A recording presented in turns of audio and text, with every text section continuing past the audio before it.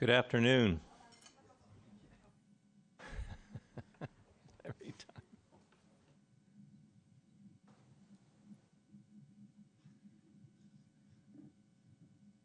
Okay, we got a thumbs up from Leilani. Here we go.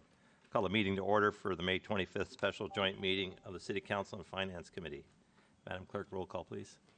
I will be conducting roll call verbally, so let's go with Finance Committee Member Colopy. Here. Finance Committee Member Reed.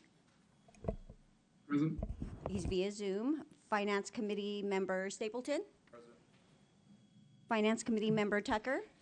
Here. He's also via Zoom. Let me bring that up. Councilmember Blom. Here. Councilmember Brenner. Here. Councilmember Dixon. Here. Councilmember Duffield. He is actually on his way. Councilmember O'Neill. Here. Mayor Pro Tem Muldoon. Here. And Mayor Avery. Here. Thank you. First item is the review of the proposed year 21-22 operating budget.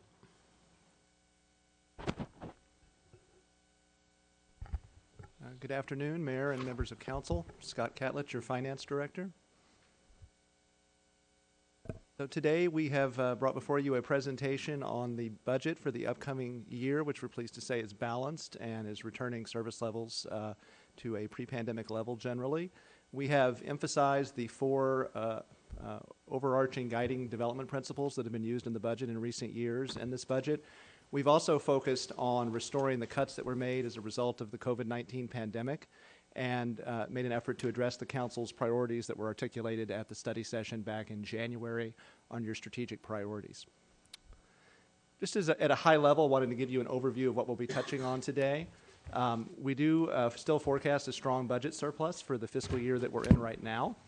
And given that that's the case, proposing restoring the budget cuts that were made to balance the budget for the current year. Property tax is on a steady growth trajectory, and our TOT and sales tax are moving up quickly and faster than we had expected, which is great to see. That being said, we're taking a cautious approach with expenditures because we're still below the trend line where we were before the pandemic. And we're also recommending allocations to our pension liability and neighborhood enhancements consistent with the Council's direction under City Council Policy F5. This is an overview calendar of our budget timeline. We spend most of the year preparing the budget that gets before the Council ultimately today and then before you again in June for adoption. You can see here on this slide a listing of all of the various opportunities we have for comment both by the Council and the Finance Committee as well as by the public. So the City has a very robust process for reviewing and discussing its budget. Today we are on the first of the two passes to the City Council jointly with the Finance Committee this evening. Finance Committee will meet this Thursday to discuss today's meeting and any feedback they wish to provide to the Council on June 8th, and then we'll have the budget in front of you for adoption June 8th. So briefly, I wanted to touch on the budget for the current fiscal year. On your consent calendar this evening is the third quarter budget update. And consistent with the mid-year budget updates you saw 3 months ago, the situation is stable and in fact has improved a slight bit. We are forecasting a $20 million positive revenue variance versus the budget that was adopted, which of course was very conservative, consistent with the City Council's policy of having conservative revenue projections. But those projections are showing sustained improvement. We were cautious earlier in the year, but are confident now we'll finish this fiscal year with that $20 million. And as a result of that, we're expecting $30 million of excess reserves at the end of the fiscal year. It's important, though, to emphasize that $24 million of that 30 was on hand at the start of the year. And so those are resources that the Council set aside from prior years to address the pandemic in a prudent way. So we haven't generated $30 million of surplus this year. Only $6 million of that 30 is current year surplus. It's also important to remember that we have $30 million of budget cuts to restore. And on this slide, you can see the tiered budget balancing framework that the Council adopted for the current year budget. Back in the same time last year, there were $33 million of reductions that were imposed on the budget. And in the first quarter budget update in October, $3 million of that number was restored. You can see that number highlighted in red. At the point where we are right now, there's still $30 million shown in this table that has not been restored yet. And so this evening, we are making recommendations to the council to begin that process. The first two columns there in green, highlighted in red now, those are cuts that we've achieved that don't need to be restored through holding back vacancies of salaries and through cutting some expenses out of the non-personnel budget. So those numbers represent a savings that we've achieved that don't need to be restored. Significantly, we're recommending this evening that $15.4 million, which is the bulk of the remaining reductions, be restored. And that would restore our transfers to the facilities financing plan and to the harbors and beaches master plan, as well as a component of the CIP that the Public Works Department touched on with you during their preview on the CIP. So with those three changes, we would essentially have restored all of the budget cuts that were made in the current fiscal year. The last two numbers here in the box I'll talk about on the next slide, which are cuts that we're not recommending for restoration. I'll explain why that is. So you can see here on the left those three items that I just mentioned. That's the $15.4 million that we would be restoring from that $30 million of budget surplus that's on hand. On the right side are the items that we would recommend not be restored. You'll recall that when Mr. Webb presented the CIP to the council, he talked about some of these projects having a little bit more time before they're ready for construction. They're still in design. And so the $5.6 million represents projects that have not been canceled, but have been postponed consistent with their construction schedules. So those would still proceed, but would proceed in a later fiscal year. In our insurance trust funds, I'll talk a bit more about this later on, but we did well the last few years in our insurance trust funds. Our claims were lower than we had expected, and so while we clawed back some funds to balance the budget, we don't need to return those because those funds are in a healthy position, so we're not recommending putting those back. Same thing is true with our IT technology fund. That's in a good, healthy position and doesn't need $2 million returned. And then lastly, there's about $500,000 for our facility maintenance plan. That was still funded in the current year with $1 million, and that funding has proved sufficient, and so we would be leaving that cut in place. But fundamentally, with all of these adjustments, we would be restoring the budget to a pre-COVID condition effective with your approval on June 8th. So looking at a high level at our budget for the upcoming fiscal year, you'll see here that there's a very small growth of about 1.5% proposed. And I'll go into some details in a minute about where that is. A good bit of it's in the general fund and for very specific reasons. But a budget of $344 million as proposed, which includes $35 million for our capital improvement program. You can see here the flattening effect that COVID had. We were increasing the budget on approximately a $10 million increase per year prior to COVID, and that growth rate has flattened out as a result of COVID. So while the budget's growing, it's growing in a very small degree and only for essential activities. You can see here the general fund makes up 75% almost of our spending on the operating side, so that's really where all of the city's spending is concentrated, about 10% in the water fund and then the balance elsewhere. This chart doesn't include capital spending, so this is just operating. And here, just to break out to show you by fund for our major four funds what the percentage growth is. You'll see there the general fund is at 2.7%. And again, I'll explain what makes up those increases in just a moment. But bottom line, operating budget here of $309 million. Then lastly, just to touch on the CIP, there'll be a separate presentation for you in about an hour from Public Works on this. But $75 million of capital spending proposed in the upcoming budget, of which $35 million is new funding and $39 million is carryover funding from the current year's budget. So continuing a pattern of healthy CIP spending and keeping our infrastructure in a good condition. So really wanted to focus on revenue today because that's really what drives the resources that we have to put into play in the New Year's budget. You'll see here in this chart that if you look back to our projections before COVID, we were expecting to be at $240 million in the current fiscal year. And then with our reaction to that and forecasting I wouldn't say a worst case scenario, but we thought was a realistic scenario given the unknowns last year, $200 million was the expected number. So fortunately, about half of those expected losses have been able to be restored as a result of the positive economic activity and the way that folks have adapted to the post-pandemic kind of new normal. And I'll talk about that a little bit more in a minute. But we'll be up at $233 million we're projecting in the budget year coming up ahead. The important thing to note here is if you look at that blue line at the top, if you drew that out into 2022, we're still quite a bit below where that line would be. And so while we're doing very well in a comparison to where we could have been, we're certainly not back to where we would like to be in the pre-pandemic context. This is a chart just to show you kind of how our revenue mix changed during the pandemic, and you'll see in the red circle there how property tax really is the bright spot for this city because it's such a large percentage of our revenue, over 50%. That's been able to sustain services to a degree that if you compared us to some of our other neighboring cities that are more heavily reliant on tourism or on shopping centers, they've had a much more difficult time. And you'll see in 22 there that kind of historical balance between the revenue sources is starting to be restored.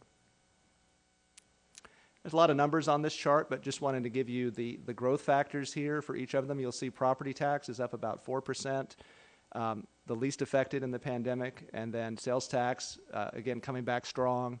TOT also coming back strong, but certainly has some way to go. Then this is just the breakdown in a pie chart format of our revenue sources. So again, property tax, 52%, one of our largest source, and a good reason why we're in better shape than some of our peers. So now kind of to focus on the three big revenues that the general fund has. Property tax is the city's largest, as I said, and we get, in comparison to some of the other pieces of the pie, not the largest share, we get 17% of the property tax. Schools get the largest piece. But that 17% comes out of an assessed valuation of, let's see, $90.1 billion, which is the largest assessed value in the county. If you compare that to Anaheim at $51 billion, we are in a significantly greater place than some of our peers. So property tax, again, a big reason why we're in good shape. Here's the growth over the last 15 years. You can see that even if you look back to the recession in 2010, 11, 12 timeframe, there was very little decline in property tax revenue. So again, very stable. There's a line chart showing you that projection has really not changed very much. I do want to point out one thing about property tax that's significant. If you look at the bullets here, normally there's a 2% growth factor that we see every year that comes out of this consumer price index adjustment. And unfortunately this year, because the economy has been a little bit unstable due to COVID, that number, which is set by the state, it's not set on a city-specific basis, is at just around 1%. And so that's part of why our assessed value growth is not as high as you might have seen in prior years, because all of our properties that are capped under Prop 13 are only growing by 1% this year versus the typical 2% that you would see. Scott, it might be worth noting, it's unfortunate for government, pretty good for our residents. Just Very saying. true. All right. Very true. Another point here is just because of the size of our assessed valuation, you need $637 million of assessed value growth to get a 1% growth in our assessed value. So, you know, can kind of see how new growth in terms of new building and construction, since the city's largely built out, we don't see as much of that. So a lot of this growth is coming from those reassessments as properties turn over when they're bought and sold and they're recaptured at a higher level.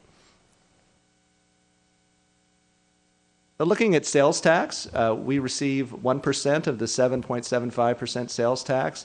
And this is our second largest general fund revenue source at 17% of general fund revenue. City is fortunate that we have the mall here. We have a lot of auto dealers, and so we have a sizable pool of businesses that are generating a good amount of revenue. And we've been pleasantly surprised, I would say, after COVID started, that people adapted to the changing economy. And a lot of the purchases like cars have continued or even increased because people have resources to spend that they might have spent on travel or some other things before.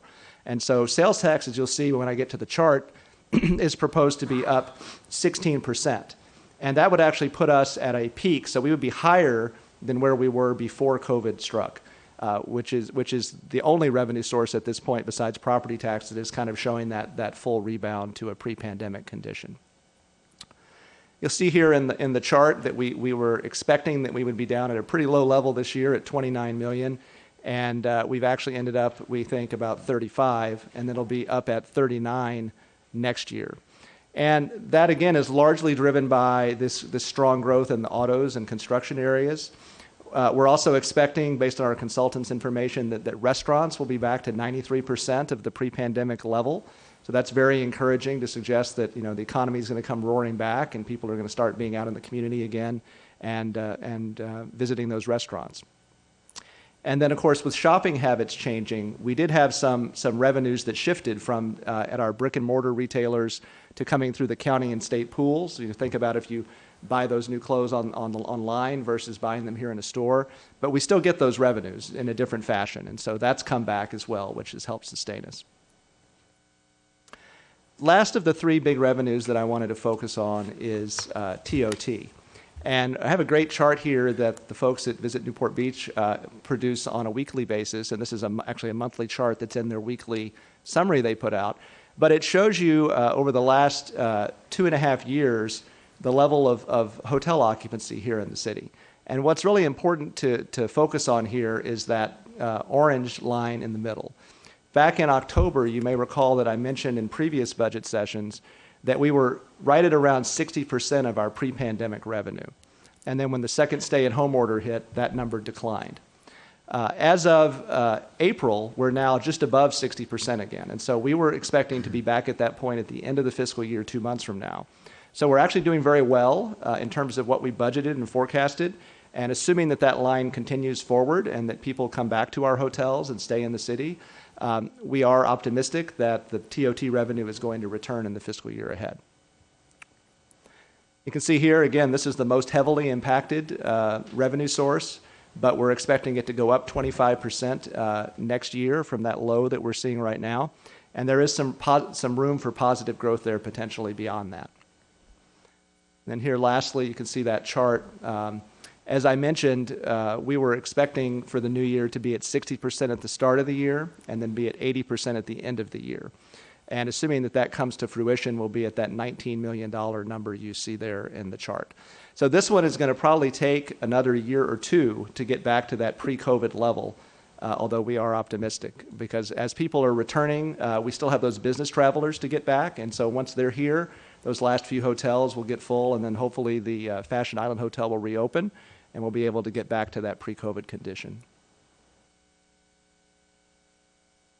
So looking at our general fund budget, which is where we spend the majority of our city's resources, as I mentioned earlier, the majority of those resources go to salary and benefits for our employees, along with about 30% that go to our maintenance and operations expenses. It's also important to focus on transfers there, 20% of our budget. Most of that is money that's going towards those long-term facility planning and IT and vehicle needs, which I'll touch on in a minute. And that's a key part of our budget that sets us apart from a lot of cities in that we're funding on an annual basis all of those needs and making sure that they're covered when they come due. This is a very busy chart. It's the only one I'll have in here with this many lines, but I thought it was important just to show you the differences by department in the budget, and I'll point out a couple of key items on here. If you look towards the top at the third line under Public Works, you'll see a sizable increase. That's almost entirely due to the refuse and recycling contract that is in the process of moving forward. So we have to budget for those expenses even though there's some additional revenue coming in. So the net effect of that is about $1.5 million, but the expense side of it is showing up here in the Public Works budget. And if you look down at the city manager's office, another big number, 30% increase. That is almost entirely due to the funding of the operating costs of our homeless shelter agreement with Costa Mesa. So because the homeless services division lives in the city manager's office, you see that increase reflected in the budget for that office. And the third and final thing I wanted to point out is at the very bottom where it says vacancy factor.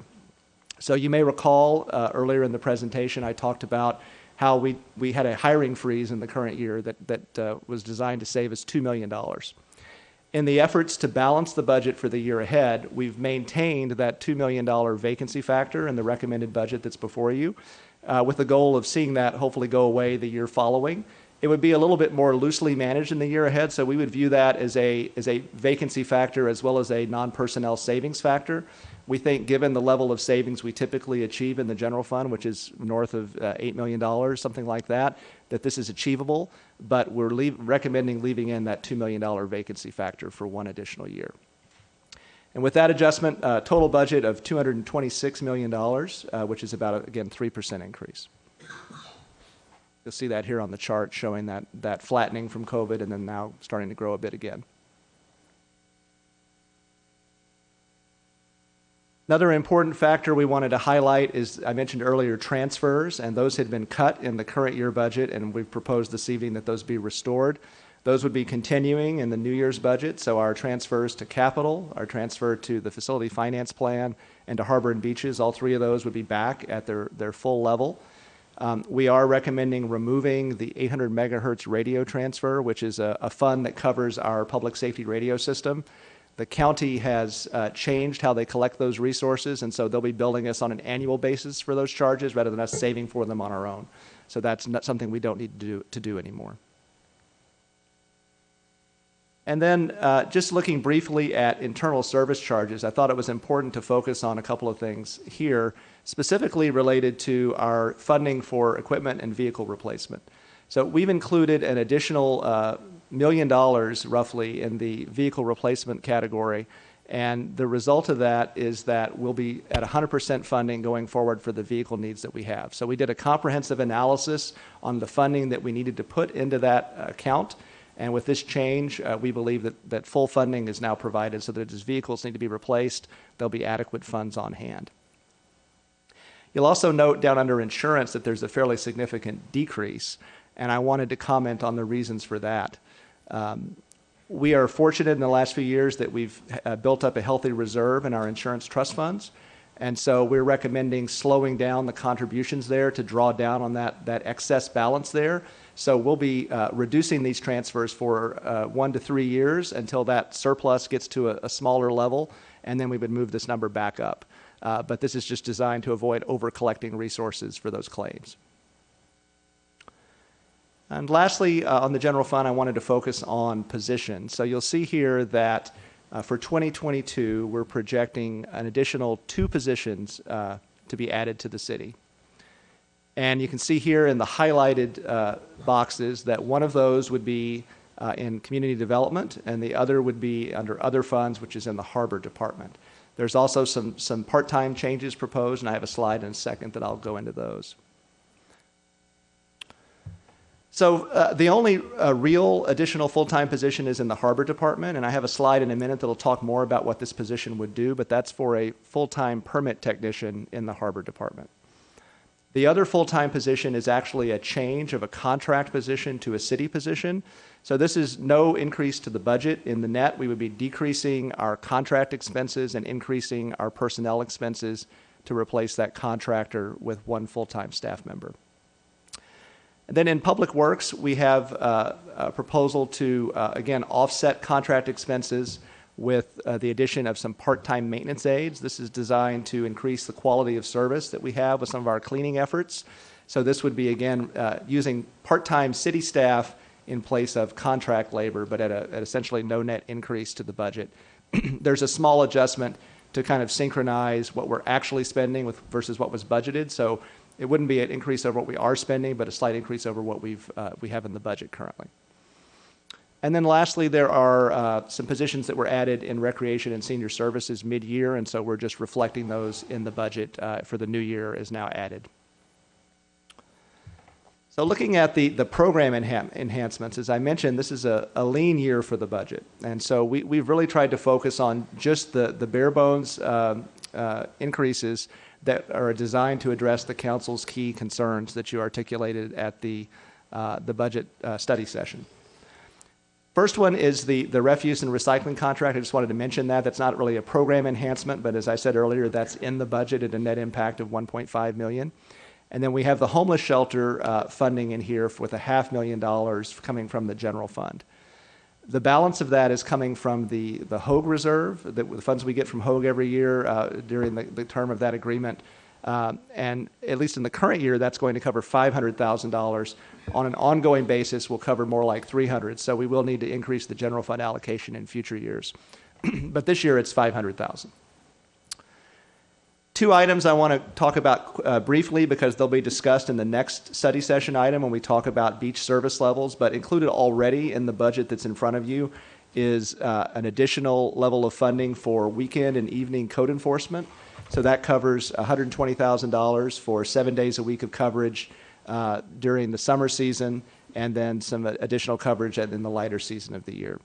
Also, full funding proposed for the Boardwalk Ambassador Program. So the pilot program that the council approved a few months back, that would continue at a expanded level of service that the chief will talk about in more detail in the next presentation. And then lastly, I mentioned that harbor position. So the goal for this position is to provide someone who's a subject matter expert on all things related to inspections, registration, permitting, and insurance. So that there's a go-to person in the harbor department that can be the key point person for this for the users of the harbor. And that would be, again, a full-time position that would be added to that department. Another benefit of that position is it would free up the code enforcement supervisor position, which is right now doing a lot of those duties as part of their duties versus full-time. So in summary here, you can see a list of all of those enhancements, $1.4 million across the entire city, again, with $500,000 of that being for the homeless shelter. The last thing I wanted to touch on before the summary is our unfunded pension liability. I'll be brief on this, but I did want to highlight that consistent with the council's prior direction, we do have included in the base budget $35 million of funding for our unfunded liability. And we would be making recommendations to the council at year end to add an additional $5 million to bring that up to 40, consistent with what the council agreed to do in the current year. So that would then provide us with a sustained 2 years at that $40 million level. And this is the chart you've seen before that shows by 2036, we hope to have that liability down to zero. And that additional $5 million is primarily designed to make sure that that occurs. And so that $5 million presupposes that CalPERS will not achieve their 7% investment target, and is designed to mitigate that through putting extra money into CalPERS so we can still hit that 2036 target as we're intending to do. The last thing before the summary slide I wanted to focus on has to do with our surplus allocation. You'll recall that the council every year allocates general fund surplus as part of the budget process. And so we're proposing a slight change, whereas normally we would hold over this year's year-end surplus until the following budget's process.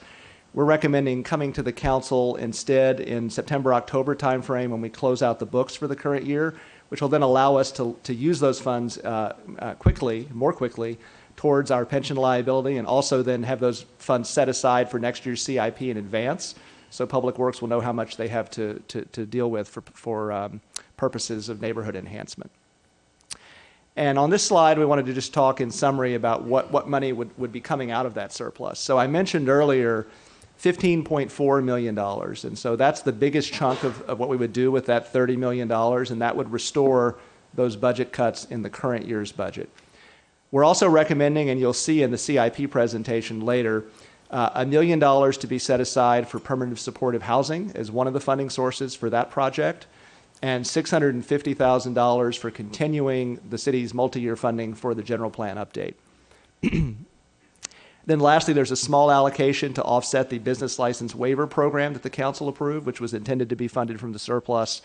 And then our contingency fund grows as the budget grows, and so we need to set aside $2.7 million additional resources for that purpose.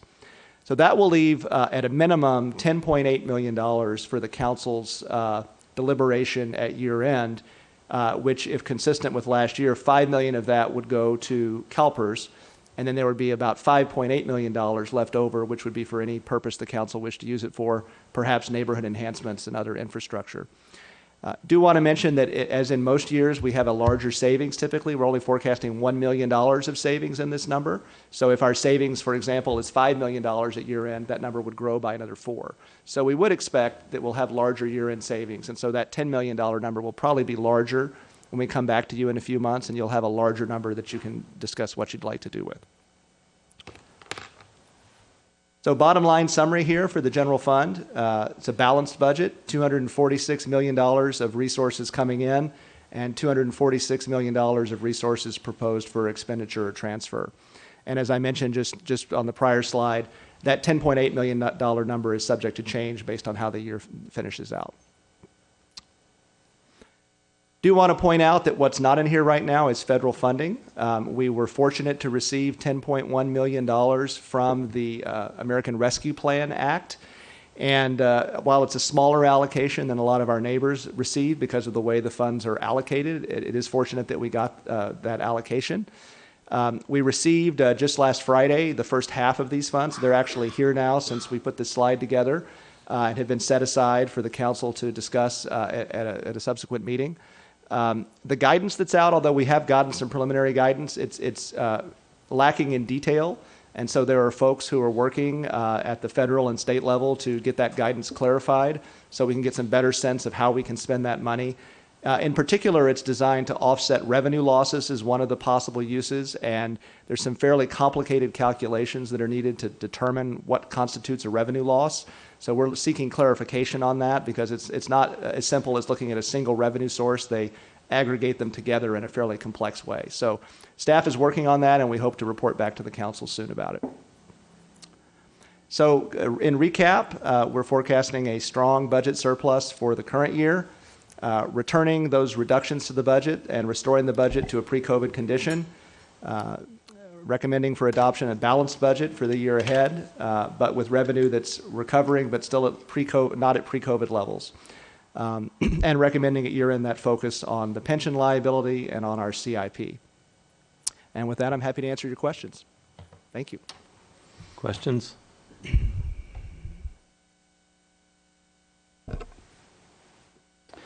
Mr. Mayor, Yes. thanks. So I just wanted to say, first off, welcome to the city, Scott. This is your first budget presentation. Appreciate it. It was comprehensive and has just the right amount of cautious optimism and, I think still cautious, right? And so appreciate that. Could you do me a favor and go all the way back? We're going to go back to slide, I think it might have been 17.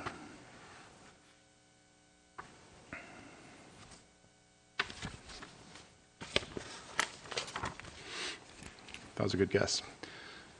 So I think it's probably just worth holding this up for just a second and reminding folks that as we're moving forward with this, it is kind of amazing the difference between where we are today versus where we are a year ago in so many ways, but fiscally, we're looking at this, and it's a good reminder that although we're seeing a lot of rosy projections, we are actually still below where we should have been 2 years ago had had COVID not hit the way it did.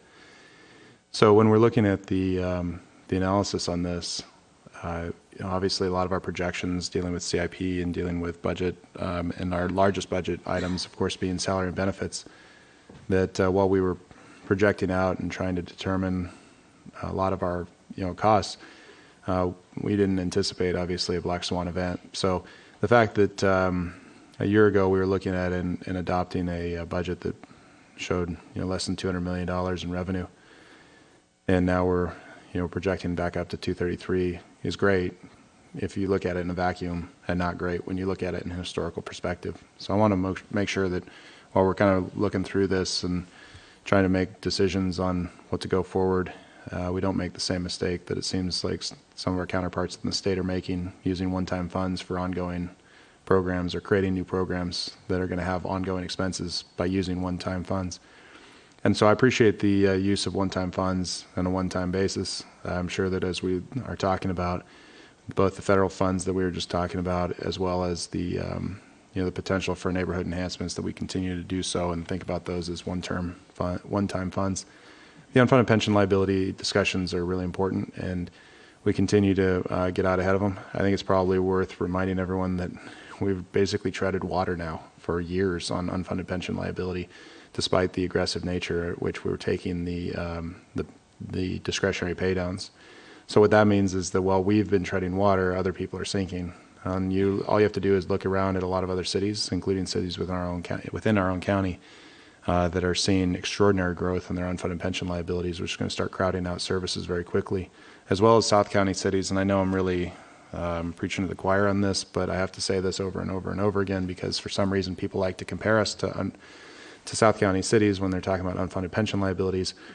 They don't have very many unfunded pension liabilities because they have very few employees in a lot of the South County cities. They don't have a police department. They don't have a fire department. But I do recommend that you take a look at the percentage of their general fund budget spent on public safety, including the sheriff's department And you'll see that we compare not just favorably, but much better, despite the fact that our unfunded pension liabilities are the discretionary accelerated payments are included in there. So all that said, this has been an incredibly challenging year at the city's finance committee level, at the city's city council level. I know at the city finance committee, finance department staff level as well, to try to anticipate and block and tackle. But this is a prudent budget. To our citizen, let me back up for just a second and say to our citizen members in particular on our finance committee, thank you. Thank you for the work that you've done during an extraordinarily difficult year. A lot of the questions were good and a lot of the analysis was helpful, and so I appreciate everything that all of you have been doing for us. So anyway, I'm sure that there will be some good comments and questions, but I've been able to ask most of them at the finance committee level, so I'll at this point just say thank you, and let's see where it goes. Ms. Dixon. Thank you, Mayor.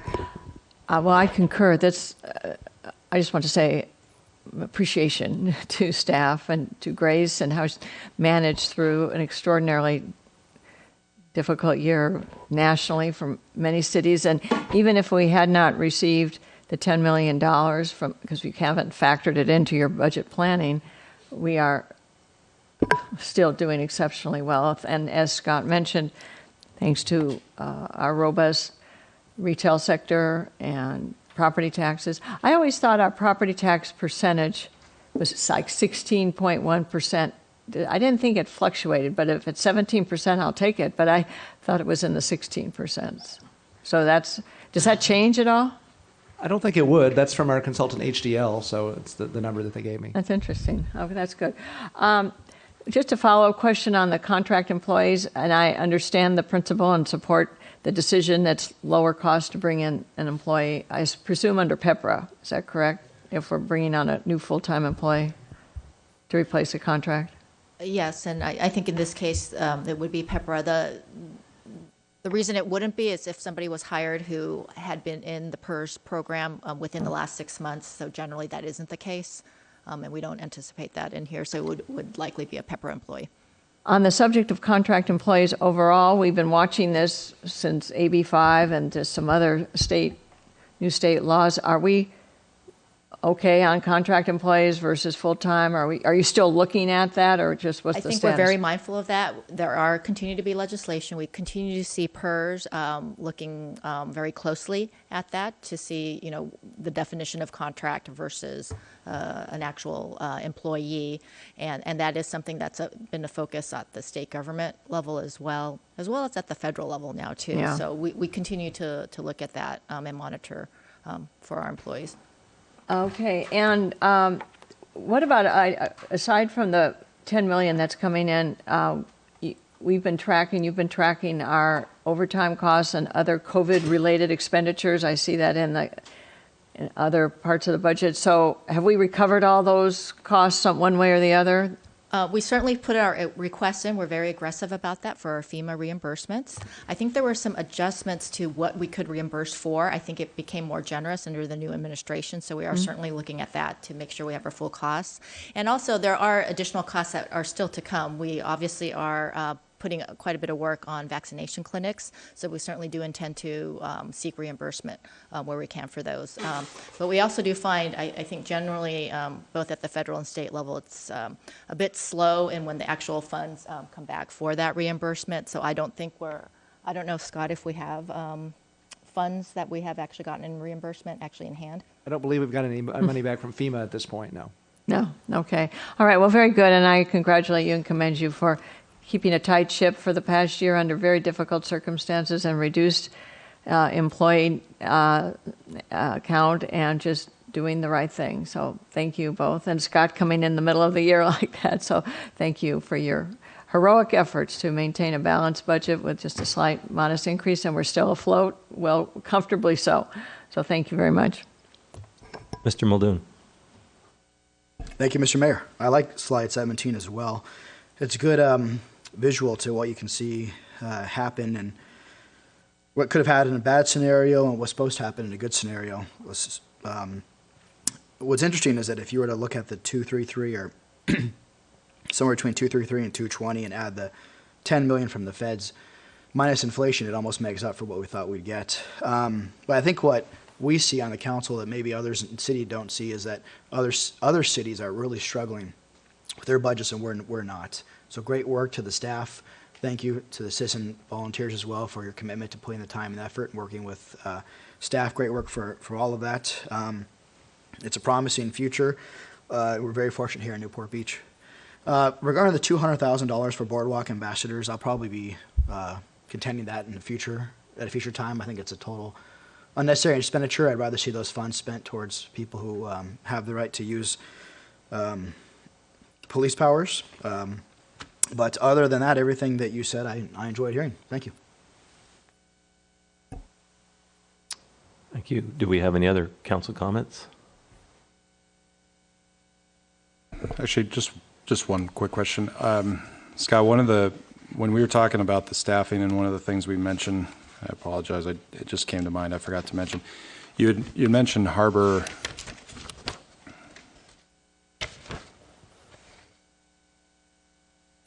If we could go to slide 37. And this is actually more of just a question on a financing standpoint as opposed to why so harbor department's a legit harbor. I mean, its own department. So why is it not listed except for in other, I guess is it because it's Tideland? Yeah, that's right. So, so you see how it says general fund? So we have Yeah. the general fund departments grouped together, and harbor, we have entirely in the Tidelands Fund. Is our new harbor commissioner here? Because I just want to make sure he didn't feel left out. Oh, Sorry, when I'm looking at this, I see every department we have listed except that one, and so I wanted to make sure I understood that one. Okay, all right, thanks, that's it. I'd like to say that it's great work by everybody, but it's also just reflects an extraordinary city, and not only how well things are run, but how well the private sector runs their businesses within our city, where we struggled but got through this in such good fashion.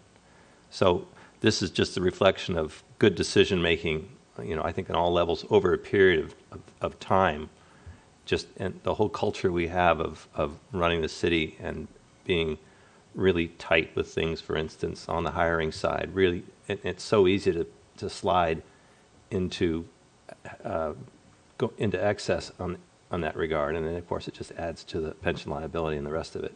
So I really liked how granular we looked at the three hires that we have and that we've brought up, and I know they're all for very good reasons. I know it's that those positions were carefully thought about, and the only one I really know is the permit technician for the harbor department. That insurance, making sure that our almost 1,000 boats that are on city moorings in the harbor, that they have insurance. And that's so critical. And that's something that the harbor department was just overwhelmed by. And they really weren't doing a job at all of checking to see the renewals and just making sure we're up to date on insurance. So if a boat sinks in the harbor, the pollution liability is huge. Who pays for that? So that every boat needs that policy. The other side of it is we have 25 boats, more or less, that are in basically waiting to be, they're basically abandoned, waiting to be destroyed and recycled. And so one of the first indications that someone's not being able to handle their permit fee or handle their boat is if they can't swing the insurance. And so it's an early warning for our harbor department when someone can't do that to really start paying attention to those boats. So that's a critical function, and it takes a lot of time, renewal time, making sure everybody's paid up, going through it. It's more than a full-time job, just that alone, and that's just part of that job. But from my perspective, it's a critical one, not just for the department, but for the city in general, to make sure those vessels are properly insured at all times. And I just had one question. Scott, could you just quick review of our contingency fund and the ratios and what the philosophy is with that? Sure. The contingency reserve is set at 25%, which is $52 million in the current year. And so in the new year, we would be adding $3 million additional resources to that, which would be 55. So that budget surplus of 30 million we talk about is in addition to that 52. So there's really 82 million on hand in the general fund. So on a percentage basis, is that comparable to other cities? It depends on the size of the city. You know, some smaller cities may have a reserve more 50% range, but for a city our size, that's a common level, maybe a little higher. But it's right in that range of 20-25% that's appropriate. Great, thank you. Ms. Dixon? Thank you, Mayor. Just had a follow-up question regarding the Harbor Department. Mr. O'Neill mentioned that. Is it possible, even though a harbor technically is part of Tidelands, just so we have ongoing visibility for the costs associated with that, could you just footnote it, but at least keep it on a department staffing, just so we know? Otherwise, we really, where would we see the information? So if you could just add harbor. Happy to do that. Oh, sure, Okay, absolutely. thank you. Ms. Brenner? Yes, I wanted to add congratulations to our city staff and our finance committee for such a great job. And I think it bears pointing out that this is a remarkable achievement in just a normal year, but this year was so extraordinary. And it felt at times like our city was under siege with all the visitors that were bombarding us and all the things that were coming and hitting us that we had to deal with, and the homeless situation that we were dealing with during this time. So really, to have achieved opening our homeless shelter and have a balanced budget with a surplus is even more remarkable than it could appear otherwise. And so I just wanted to say thank you to everybody involved, because it was a year that we have survived and thrived, and it's really pretty amazing under those circumstances. So thank you very much.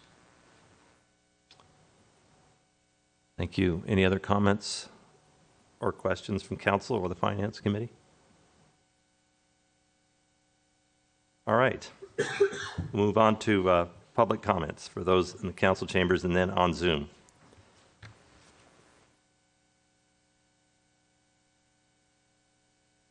Good evening, Mr. Mayor and members of the City Council. My name is Charles Klob.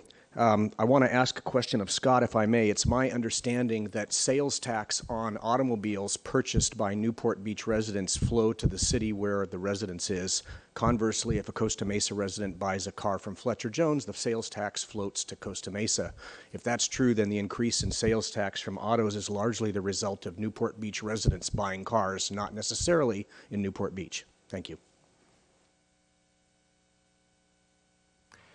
So there's some complexity to that, but there's sort of three components. So the base sales tax goes to the city where the dealership is located. If you have an add-on sales tax, then that does go to the garaging address. So cities that have a 50-cent extra sales tax, they would get that revenue if you bought a car in a different city.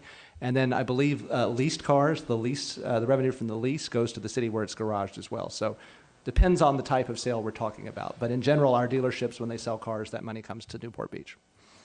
Thank you. Thank you, Mayor Avery, members of the council. My name is Jim Mosher. Regarding the question about the fraction of the property tax that goes to the city of Newport Beach, I think that number is based on ratios that were frozen in time when Proposition 13 passed back in 1978.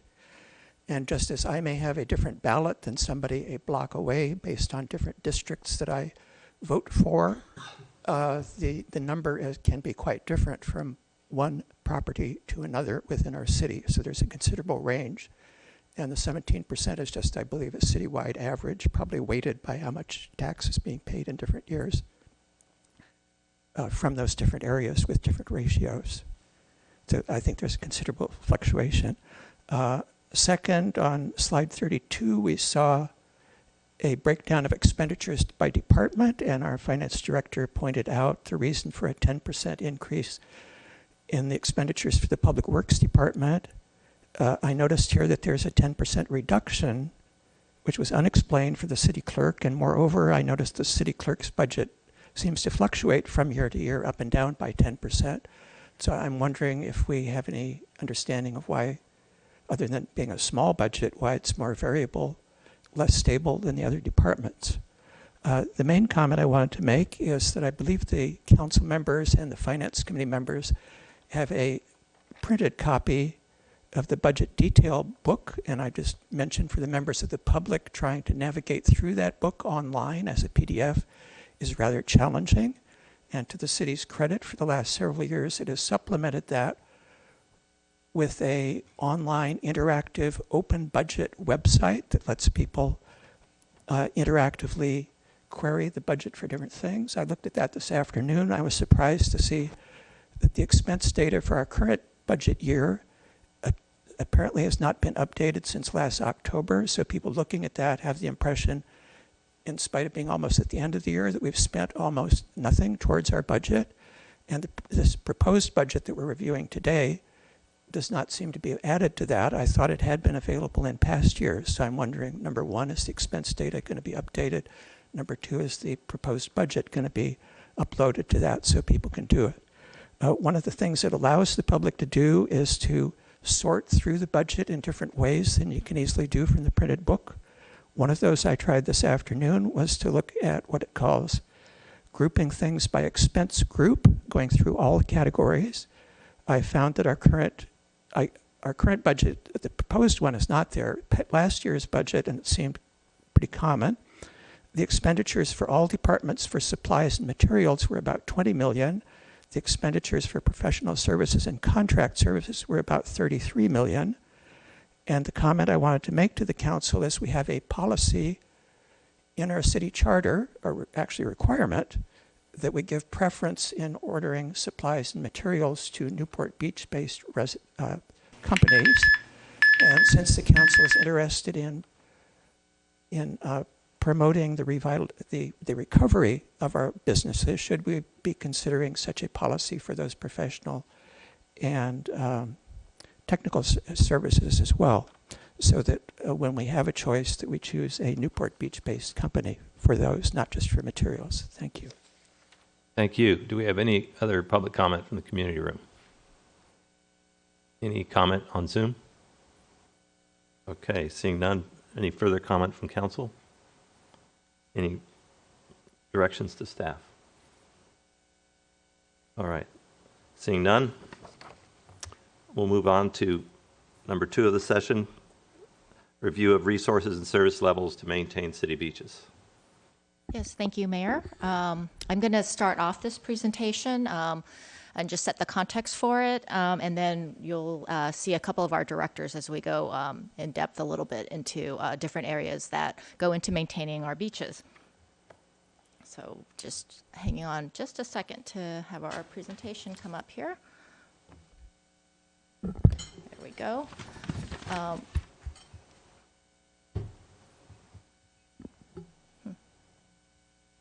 There we go. Okay, so this item is coming forth. This was an A1 item requested by council members Brenner and Dixon to take a look at our beach maintenance and service levels here as part of doing this budget, looking at our budget itself. So that's why it's combined together here on this, and looking at specific areas around, particularly around trash pickup, our ambassador services, lifeguard coverage, and code enforcement. So we're going to go into each of these areas, but I just want to do a brief setup to set a little bit of context of data that we have here to help inform this discussion. So first, what this provides here, this chart, is estimates of the beach population. This is done every day by our lifeguards, and so this information is put together on an annualized basis. That orange line is a 5-year average. So you can see the trends there. And then we're mapping that against this 2020 year, because that's what we're really looking at in terms of looking at the resources. And, we're partway through this year. And I think it's interesting that you can see in that March, April timeframe, we're well below the 5-year average, and that makes sense. That's when the beach, with the COVID and the closures and the restrictions on the activities had happened. You can see the numbers kind of climb back in, but we're within the general 5-year average through a great bit of the summer months, and then a little bit higher during the latter part of that summer time period. And then you can see it come back down as as additional restrictions that happened later in the calendar year too, at the end of 2020. So this provides a little bit of information. This provides the beach estimates that we're seeing monthly in this current calendar year, and you can see the numbers compared to the 5-year average are a bit elevated, January through March, and just a little bit lower on April. So just wanted to provide you that as some frame of reference there. Another area we looked at, just to provide additional context, is on our parking meters and parking lot revenues. And this, we took numbers and we've adjusted to take out rate increases. So we're kind of look at, apples to apples here. And you can see the number did come up in 2021. So that would be the June through July 2020 through this June of 2021 that this is being projected through that end, because this has about 10 months of data. So we're looking on track to be a little higher. And I think that also reflects what we had been seeing in terms of the activity going on. I think what's interesting on this, though, is there's a breakdown here in this table by the areas. And actually, the numbers are fairly flat in that West Oceanfront Balboa Pier, our main Balboa Peninsula areas. But Corona del Mar and the West Newport is where we see some of the increases. That's where drove a lot of the growth there. Some of it might have been with more enforcement going on, more payment happening. But I think that just provides some additional good information. Let me just make a comment there. Sure. Mr. Eason? Also, we had those lots were closed for a period of time. We had some closures. That's exactly right. That went with the closure of the Yeah. beaches or, Yeah. or modifications. They were That's a very closed good for point. a bit, Yeah. several weeks. And then the other statistic I just wanted to provide that additional context. This is, we have a work order system where we put all of service requests that we get either from the public, in calls, or staff will say, areas that they need to work on. We'll put them into our work order system so we can manage the requests and make sure they're completed and have a paper trail. But the good thing about that is we can pull out those numbers. So we took a look at all the data that we have there, and we pulled all the requests that were south of Coast Highway. So we're kind of making an assumption that's beach area related. And you can see the numbers did go up in 2020 of additional requests there. And we are kind of seeing that elevated level right now in the current year. If you see below that dark blue line, that it's kind of on track right now at about that same level. So again, just to provide some context here of the activity that we're seeing. So I'm going to now move over as we go into different areas. And the first area I'd like to have our Community Development Director, Simone Jurgis, talk to is code enforcement and the activity level we're doing there and potential options to look at.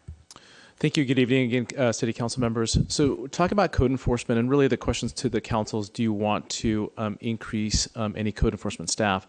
So just establishing the baseline. Again, code enforcement is a reactive program. People call us with complaints and we follow up. And the stats on the top here, total investigations about 1,600. That's from January 1st to present. And if you could go down that list, that table there, you can see short-term lodging has really taken up a lot of our time. Again, we've adopted a new ordinance. We've stepped up enforcement. We have a 24-hour hotline. We have about 330 cases on short-term lodging. We have issued about over 100 citations. And you can see there just kind of a sampling of these are kind of our top enforcement issues that we're dealing with. We've had some issues with regards to illegal commercial activities on the beaches. We've issued about 9 citations on that. And so when you take this information and then you look at our current staffing levels, so full-time city staff, we have about 3.75 full-time equivalents, and then we actually contract out with 1.5 staff members. And that contract service costs us about $123,000 a year, and we staff up for the peak season, summer season, and then we plan on scaling that back. And you can see down there on the table there, which shows our hours of operation, we're using a lot of our contract staff for that nighttime enforcement, starting their shift, that nighttime shift starts at 6:30 and it doesn't end until 3 a.m. The next morning. So the question for council is, would you like us to, if we were to increase the code enforcement activity, code enforcement staffing, that cost for one more contract staff member is about over $100,000 per year. Some of the enforcements that we can do with code enforcement is additional those commercial picnic items. Those vendors that are out there, they don't have a business license, and you can't really do that commercial picnic activity on the beach. That's prohibited. We are getting up more street vendors, and we're starting to see those applications come to the city for licensed street vendors, and we have a lot that are unlicensed. So if the council sees fit, this is the cost for an additional code enforcement officer. So that will conclude the code enforcement portion of it. Simone, can you just clarify the additional contract hours that we've added? When did that begin? So that began at the beginning of the year. We were started with the additional code enforcement activity back in January. Can I ask a few questions? Sure.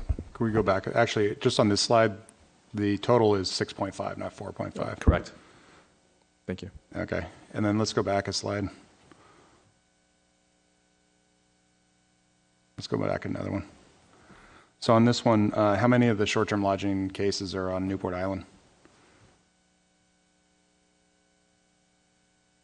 I want to say about, from the citation count, probably 10 citations have been issued from citation numbers, not number of cases, but citations. About 10 have been issued on Newport Island. So where are the majority of these citations coming from? Seashore.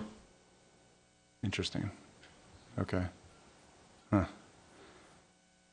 And then Seashore, I'm sorry, council member. Seashore and a lot of the peninsula area. Okay. And then so when we're looking at the work without permits, is that throughout the city? That's correct. And We don't then- have a specific hotspot area. I mean, I saw a ton of work all around the city, so I'm trying to figure out. I don't doubt that for a second. Are the trash related all across the city too? That's correct. Most of these are just generally across the city. Again, it's really more our dense communities, not so much in the Newport Coast area, but a lot of this on the peninsula, the islands, and Corona del Mar. Those are really kind of hot areas for us. I'm kind of assuming that if you're in a gated community, you're probably not calling code enforcement on trash. So that's fair. And then on the so on water quality, I mean, it's 10% of the cases are actually getting citations. What's going on there?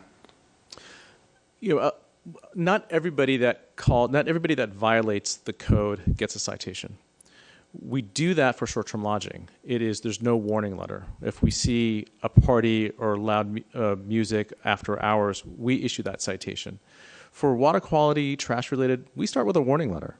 We just notify them that they're in violation. Please stop, pick up your trash or property maintenance issues. We give them a chance to comply, and these citations are really after the fact. After we've given them 1 to 2 letters of warnings, they're not in compliance. We issue the citation, and usually that gets their attention. And then we had increased the code enforcement this time around to actually proactively go on to Newport Island at night on weekends, if I recall correctly. Is that right? Absolutely. So is that the only area where they're being proactive instead of reactive?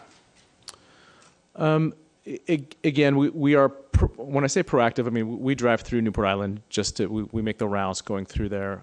We drive around through the rest of the community. Usually the code enforcement officers, if they have nothing to do, we'll have them go do more of those outdoor dining establishments that we have right now under the E2P. So we do a lot of that monitoring. Majority, it's all just reactive. And let's go forward a couple of slides here. And so if we added a code enforcement officer, it would be mostly on the beach enforcement to deal with commercial picnics and unlicensed vendors? That's correct. Okay, all right.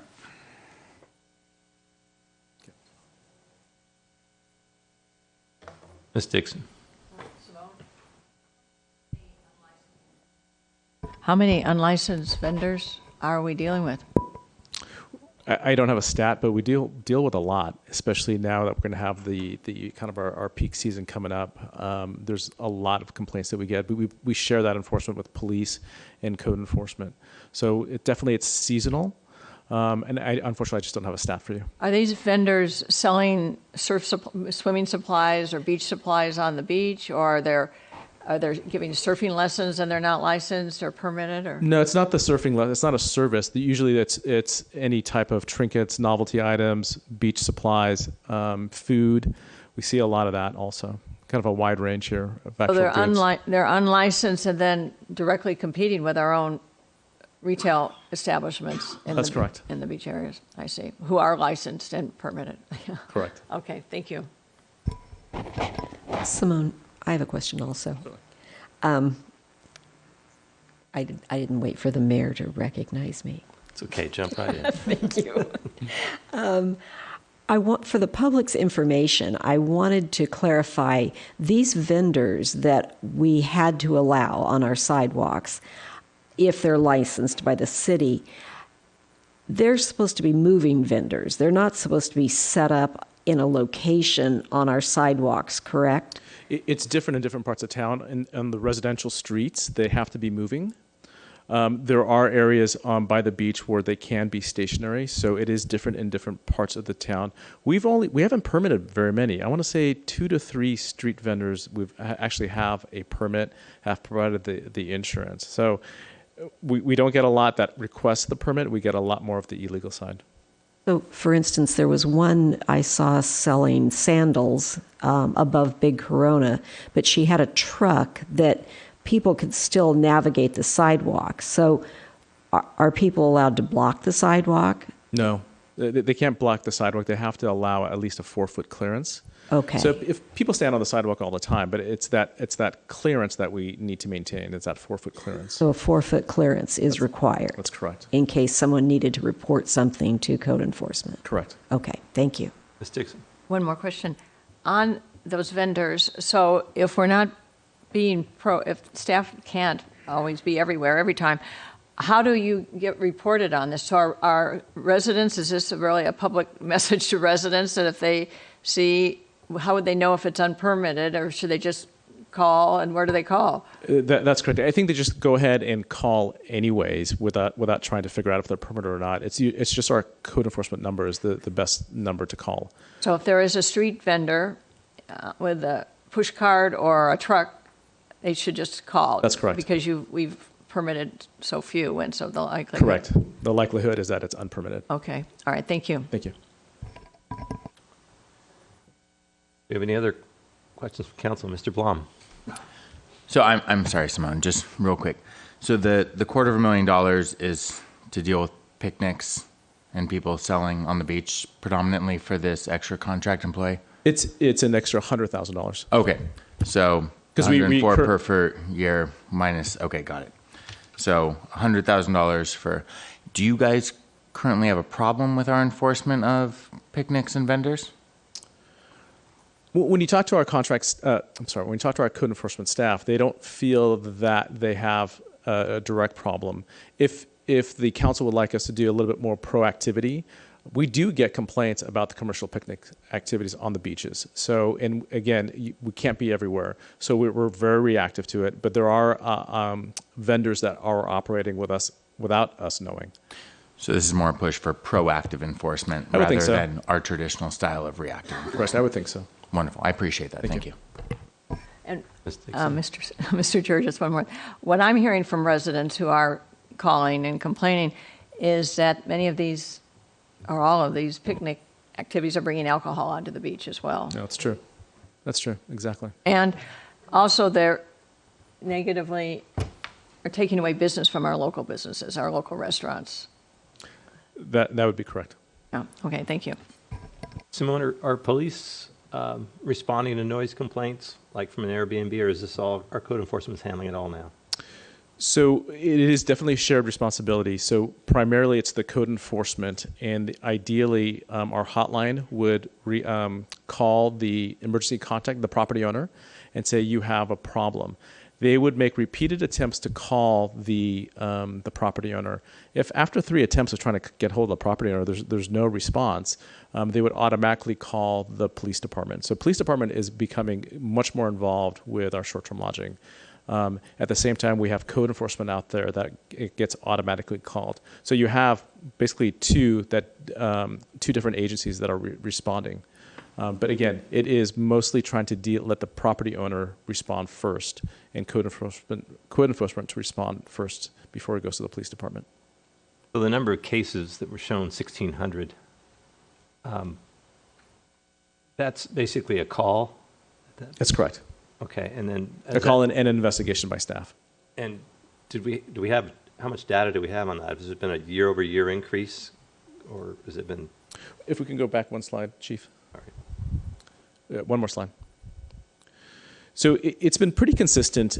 What the number that's changed that we have a lot more of is short-term lodging. So that short-term lodging, say 300 cases. So of that 1652, maybe it'd be if you just subtract 300 from it, and that'd be kind of our normal caseload. And do we have any idea what the compliance is on paying citations? It's slow. It's slow. They don't pay right away. I want to say right now it's probably, and there's a lag time. There's definitely a lag time, and if we started in January, there's always a lag time for paying citations. So right now, I'm seeing about a 40% of them are paying the citations. I'm not seeing 100% yet. Again, that's just current data. I think the longer we go with short-term lodging and enforcement, we'll probably see that 40% kind of close further and further. There's a deadline to pay, though, on the citation. Absolutely, and it goes to collections. Mm-hmm. Thank you. Thank you. Any other questions? Okay. All right, public comments from the... We have a couple other areas sorry. to move into. Oh, So go yeah, on. not I'm in done a yet. hurry. Yeah. So Chief Boyles will talk a little bit about lifeguard services briefly. Good evening, Mr. Mayor, members of council. Jeff Boyles, Fire Chief. I'm going to cover some of the lifeguard statistics and staffing really quickly. In 2020, you can see we had 98,338 lifeguard coverage hours, and those are broken up into the three different divisions with lifeguard towers. You can see up there 37 lifeguard oceanfront facing towers and 2 bayfront facing towers for a total of 39. They have unit operators operating in the 3 different divisions and 3 different boats as well, which are staffed from 8 a.m. to 8 p.m. with a 24-hour response as well. We have 6 full-time lifeguards on duty every day during the summer, and let me back up a second. This is most notably during what we call the Level A staffing, which is June 12th to September 6th of this year, which is Labor Day. So it'll go from June 12th to September 6th when we flex our staffing up to the total of 39 towers, 6 full-time guards, and between 79 and 84 seasonal lifeguards for a total of 85 to 90 on a daily basis. So this is staffing all of the towers, the 2 bayfront towers, including Marina Park, and all the oceanfront facing towers with which you'll see what we call unit operators are the guards that are driving in the pickup trucks, and then also guards that move around and relieve for breaks, do backup and dispatch, and the boats as well. Can I ask a question? Yes. So you say that the summer season begins June 12th? Summer season for our Level A staffing, yes, begins June 12th. Okay, so describe for me how the staffing, seasonal or Level A, is from April to June 12th. Right now, we work off of a system of telestaff where the seasonal lifeguards that are available make themselves available, and we work as needed based on beach population, weather, size of the surf, and things of that nature. So if we forecast that we'll need X amount of towers open, if there's a swell coming in, if it's warm water coming in, warm water or warm weather, more people, then we'll staff accordingly. So it's very flexible in that period from Labor Day all the way through June when school gets out. Our staffing's largely dependent on school getting out with a lot of the high schools and colleges. So you could call the seasonals up when needed. Correct. And they're available, generally available. That's why they're seasonal. Now, for example, we're coming into Memorial Weekend, and how will you be staffed this weekend? Memorial Day weekend, again, will be based on the proposed or the projected weather patterns. Obviously, people will come to the beach. It's Memorial Day, so we will staff up, and we'll staff pretty much with the availability that we have of seasonal lifeguards that make themselves available from my understanding, and I'll look for a head nod of Chief Halfide, yes, if they're available, we'll use them. Another question, where does Marina Park lifeguard sit in the whole scheme of staffing?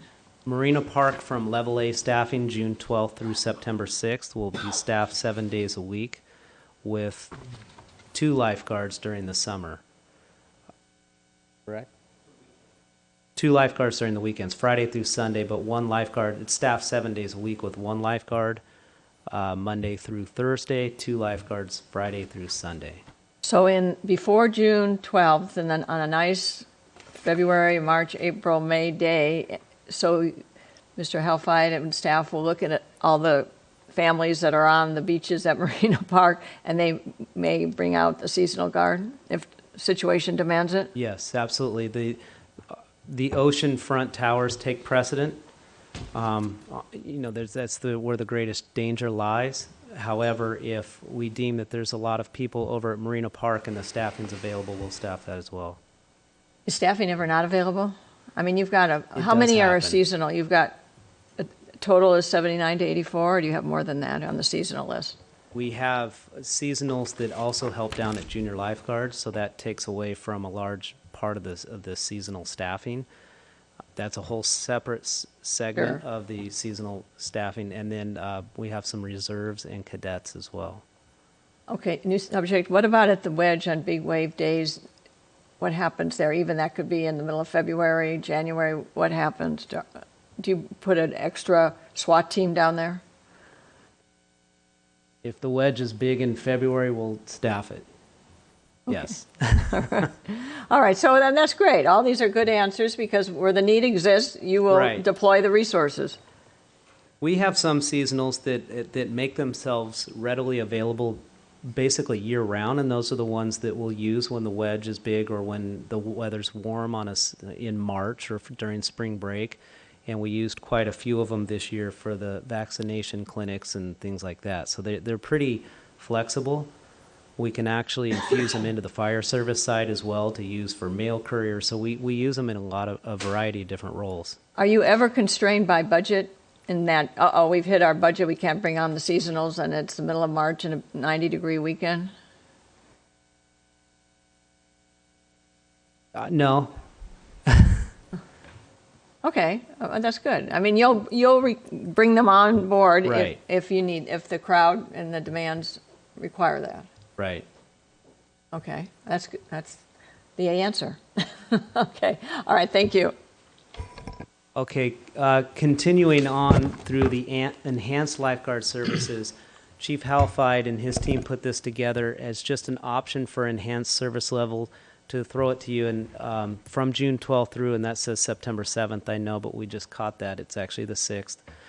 We could use seasonal part-time lifeguards to serve as ambassadors, and some of the options there are what we call lifeguard cadets to use at different bridges, because the Lido Bridge, the Newport Bridge, some of the bridges have become, we've found this renewed focus on bridge jumpers, for lack of better words. So if we do continue to staff those, and you remember last summer we partnered with Parks and Rec and Recreation Senior Services, those folks were, because of COVID, looking for work, and we found them some work on the bridges, but now they're very busy themselves. So we would have to go back to using seasonal lifeguards or cadets, which typically work the junior lifeguard program, to help replace that. Our full-time officers, as well as firefighters and police, are able to issue citations, but seasonal lifeguards are not. So they're basically there for a visual deterrent. They'll deter, and then should something happen, they can actually get into the water. So these are just folks here. We put some hours up there, what we estimated the Lido Bridge staffing to be about 930 hours at a cost of $21,000. We did do that last year. We just took it out of our operating budget. And you can see there, Newport Island Bridge. If we were to staff that with a cadet for Friday, Saturday, and Sunday, when the weather is a little bit warmer and it's busier, it'd be an additional 288 hours, which would also find a need for some oversight and breaks for those people. So there's our total of about $43,000 for for enhanced, basically bridge services. But we believe that we're good with what we have right now as far as bayfront and oceanfront lifeguard towers. Ms. Brenner. I was wondering if it would be possible to utilize some of our volunteers, either our park patrol or our CERT volunteers, to just monitor. They're not going to be the ones diving off to save the people if they jump off the bridges, but to just monitor and have some sort of an official presence in those locations, if that would free up some of your other people for more lifeguard-worthy activities. Is that ever possible? I suppose a CERT volunteer at the Newport Island Bridge could be a good idea. Last year, you may remember, we tried them for various other activities, but with COVID, that wasn't really feasible.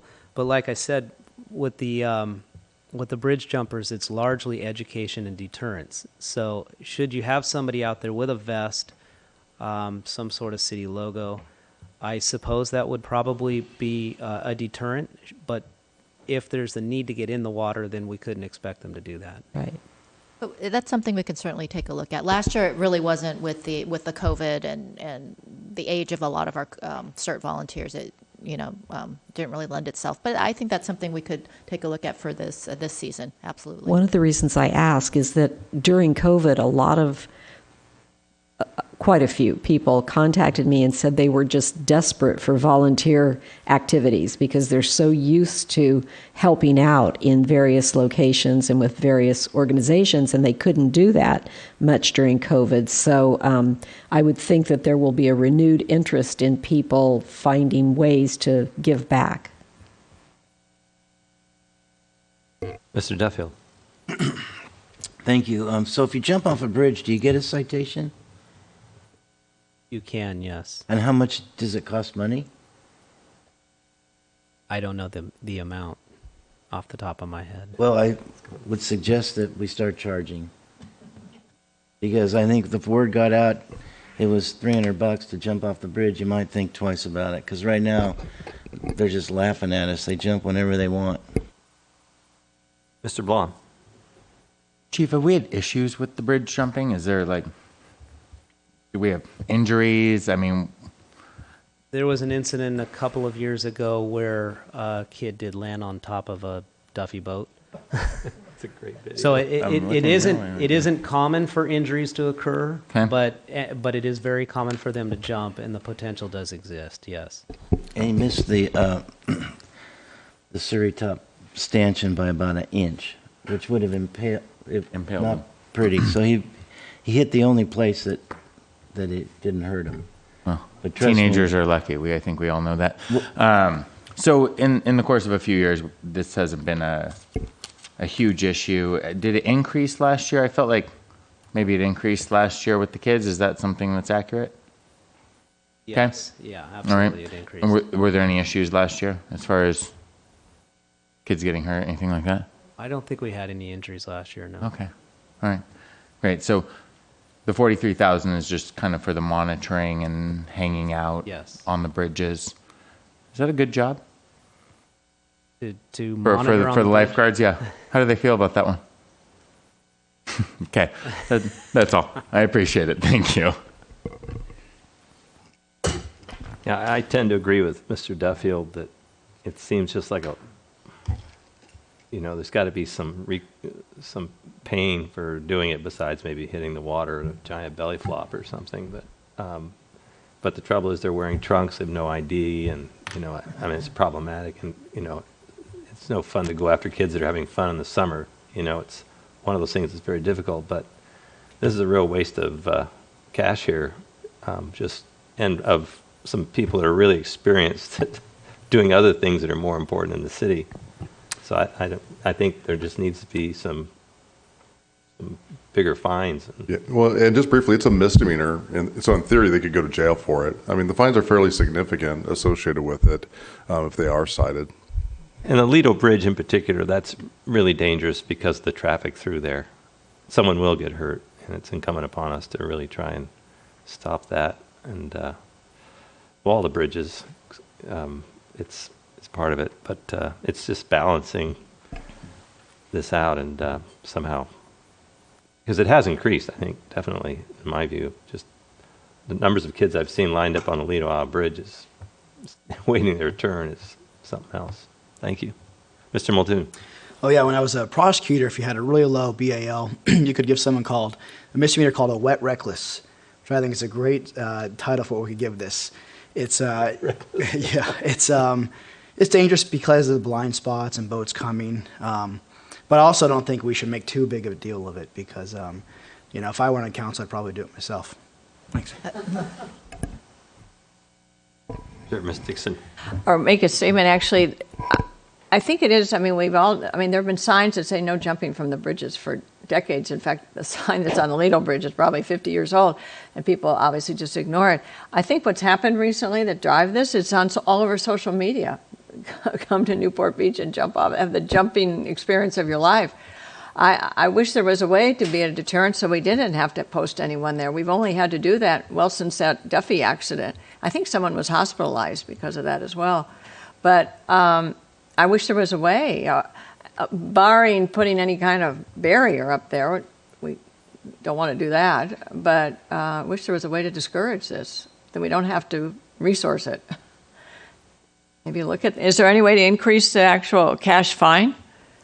Well, it's potentially up to $1,000. So. What do you mean? So it's up to the judge, or how does that get determined? Typically, so this would be prosecuted by our office. Oh, I see. And so then we would basically have discretion as far as what type of plea deal we worked out with them. They could always plead to the court, but typically they'd probably want to knock that down to an infraction and pay a higher fine rather than. What's the fine for an infraction? It varies. It's usually $100. There's a ton of court cost fees on that as well. So it's not really $100. It probably come out to be more like $400 or $500. So do we ever waive them or forgive them? So typically, if it's a first offense, we'll typically work with the person. If they've done it before, or it's a second offense, or is particularly egregious, then we'd look at it more at the misdemeanor level. So we have a lot of discretion in how we handle them. And being charged with a misdemeanor, I mean, it's not a joke. You potentially could go to jail for it. Well, I agree with Mr. Duffield. I mean, the word needs to get out that the city's enforcing these violations, and it's not cheap. All right, thanks. I'd just like to add, and I'm not saying that we cannot do it, but the challenge is that it needs to be witnessed by a full-time officer. So that's a full-time lifeguard, firefighter, or police officer. Even though a seasonal is out there, that's the piece that needs to come into play to issue the citation. And then I think we have it's an issue when you have 20 kids or 30 kids lined up on the bridge, all watching it and cheering it on. And, can we disperse that crowd, or is it, because it's just it's happening, and it's not a random thing where a couple kids just jump off the bridge. They're there for hours sometimes, lined up and jumping. So that's something to me that, we shouldn't, allow. Obviously, we don't allow it, but to do something to push back against it, as opposed to the onesie twosies that kind of come up and they jump in and they're done, where it becomes this sort of a activity. But it'll be interesting this summer to see how it goes. Thank you. Mr. Duffield? What about turning this thing around? Let's have the Newport Beach Bridge Jumping Championships. We'll make some money. We'll have the World Championships. We'll do this with other cities, and we'll just start it up, and that's how could be an income source. I'll second that. I'll go on to the next topic if we're good here. The next one is actually on the Boardwalk Ambassador Program. But given that it is a pilot program that we have undergone right now, I'd like the Chief Lewis to come and just talk a little bit about, with the budget we've put in for this upcoming proposed year, what that looks like in terms of service levels we would be providing. Thank you, Chief. Thank you, Mayor Avery, Council, John Lewis, Chief of Police. And the Boardwalk Ambassador Program is one that I know we're all somewhat familiar with, but it is a pilot program. It is new, and we started off with this initial amount here of $75,000 that we've used to deploy teams of boardwalk ambassadors between East Street and 36th on the boardwalk. And this has been a Saturday, Sunday project during daytime hours from 10 to 6 o'clock. So what we are talking about here in terms of our proposal for this next budget is taking this program and doing it on a year-round basis, and then seeing some different areas of enhanced service that we can step into. And so what we have here on this slide is what these opportunities look like in that amount that was proposed in the $200,000. So what we would do is what we call a standard deployment right now, and that's a team of 4 total that are spread out on the boardwalk. This would allow us to have that same coverage for every weekend of the year. It would also give us the ability to, during our peak summer months between June and August, to staff every day. And I mean, I think we all know down there on the boardwalk during June, July, there's not much difference between a Tuesday and a Saturday. But so that would allow us to have them out there on a regular basis during those peak months. And then we also have, with daylight savings times and some of these other issues that we deal with, sometimes they're seasonal too. I mean, we saw what happened with the red tide or even the grunion runs and things like that have this unexpected off-peak season impact on our boardwalks. We have some flexibility there to target some probable locations, get them out there when we have these things as they arise over the course of the year. And then extending our service hours, we've seen some issues here too with sometimes it makes sense to have them out there a little bit earlier before 10 o'clock. Sometimes it may make sense to have them a little bit, a couple hours afterwards later, depending on daylight savings time and what we're dealing with out there. So that's what generally this slide talks about, are these different opportunities that we have to deploy them out there. And that's all going to be covered within that proposed amount, potentially less. What we end up having with this program, with the contract, allows us the flexibility to scale up and scale down. So if it's raining in February and there's nobody on the boardwalk, then we don't have to bring this contractor in. And that's the way we've been managing it so far. And I'm happy to answer any questions about the Boardwalk Ambassador Program. Mr. O'Neill? Yeah, could we go back a slide? So they're counting speeding and Surreys and skateboards and e-scooters, but they're not officers, so they're not going to be able to stop anyone. What do they do when they see someone speeding? Just yell, slow down?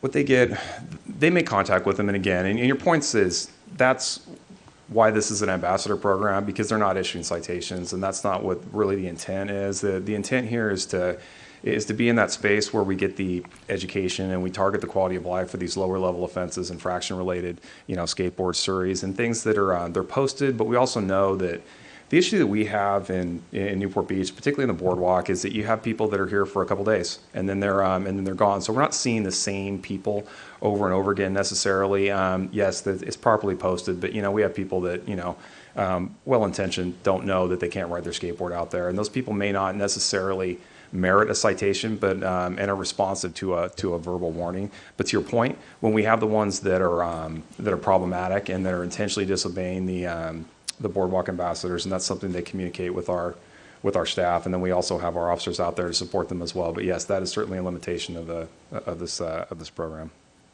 So I mean, that's a lot of skateboards. It's a lot of speeding. Is anyone even complying with it after they talk with the boardwalk ambassadors? I mean, obviously they have the very bright vests, so it's abundantly clear they're not police officers to people. So, how are people responding to them?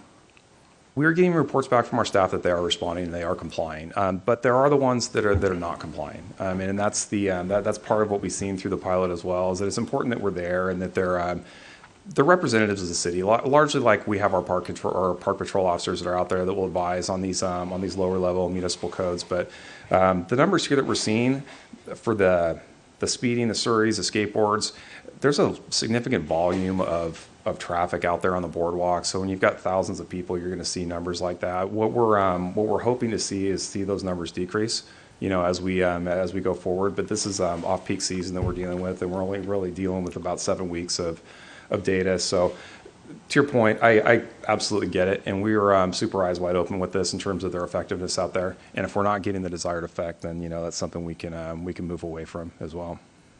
Okay. It seems to me that Surreys, we could somehow find the business owner and let them pass it on through a credit card deposit to the person that did it. I assume they give everybody instruction not to ride on the boardwalk. Well, we found some, we're working with some of our businesses now, and I can tell you one in particular that we're dealing with is not necessarily providing their customers with the best advice on where to ride their Surreys. And so those are things that we deal with those, and we follow up specifically with those individual businesses because, there are some, and I will speak, and I'm not going to name this business, that basically they just don't give them that direction. They say, hey, go ahead and ride it out there, right? And then if, this person comes back and says, hey, I was, contacted by the Boardwalk ambassadors and they say, I can't ride the Surrey out there, then, they take that chance, I guess, is my point. And so we're starting to see that there's a couple of these businesses that aren't necessarily being compliant with this, but that's something that we've identified through this program as well, those ones that are a little bit more problematic than others. So it's something we're working on. So we're engaging them at some level? Absolutely. Yeah, Absolutely. thank you. Any other comments? Mr. Blanc. I think that's great to hear. I was actually on the boardwalk when an ambassador approached the Surrey, and the family had no idea, and they promptly left the boardwalk and said thank you. And even though this is my district over here, I spend a lot of time on the boardwalk down there. Normally, I'm in flip-flops most of my days. So, and I've chatted with a lot of the ambassadors up and down, and I think you guys have been doing an amazing job with it, not only tracking it back to the businesses, but, and I think a lot of it is education because, we look at that number of skateboarders at 550. Well, I mean, a lot of the skateboarders are 14-year-old kids, with their surfboard under one arm that aren't necessarily the biggest issue we have going on our boardwalks right now. But hearing them talk, when the ambassadors speak to them, they jump off their board and carry it under one arm and walk down the rest of the boardwalk. And I think that's kind of who we are as Newport Beach. We're not always citation based, and I think that's probably one of the better things we have in this city, that we do like to nudge people rather than to, make this a really detrimental thing to the enjoyment of our city. And so I think the ambassador program as it is now is working beautifully. The soft nudge is kind of who we are. And so I really appreciate what you guys have been doing over there. And, from a firsthand experience, they've been doing a great job. And, I think you're right. When you see an emblem from the city of Newport Beach, even if it's just a vest, you do stop and listen. Any authoritative voice, sometimes you'll stop and listen. So even if it's just an angry resident on the side yelling at you to slow down. So really appreciate the work, and I think we're doing a great job with where we're at. I just add another comment. And I'll follow that up as well. And this, as we all remember, this was the result of we've spent years trying to figure out how to control the electric bike speeding problem. So I'm pleased that we are doing the educational gentle touch.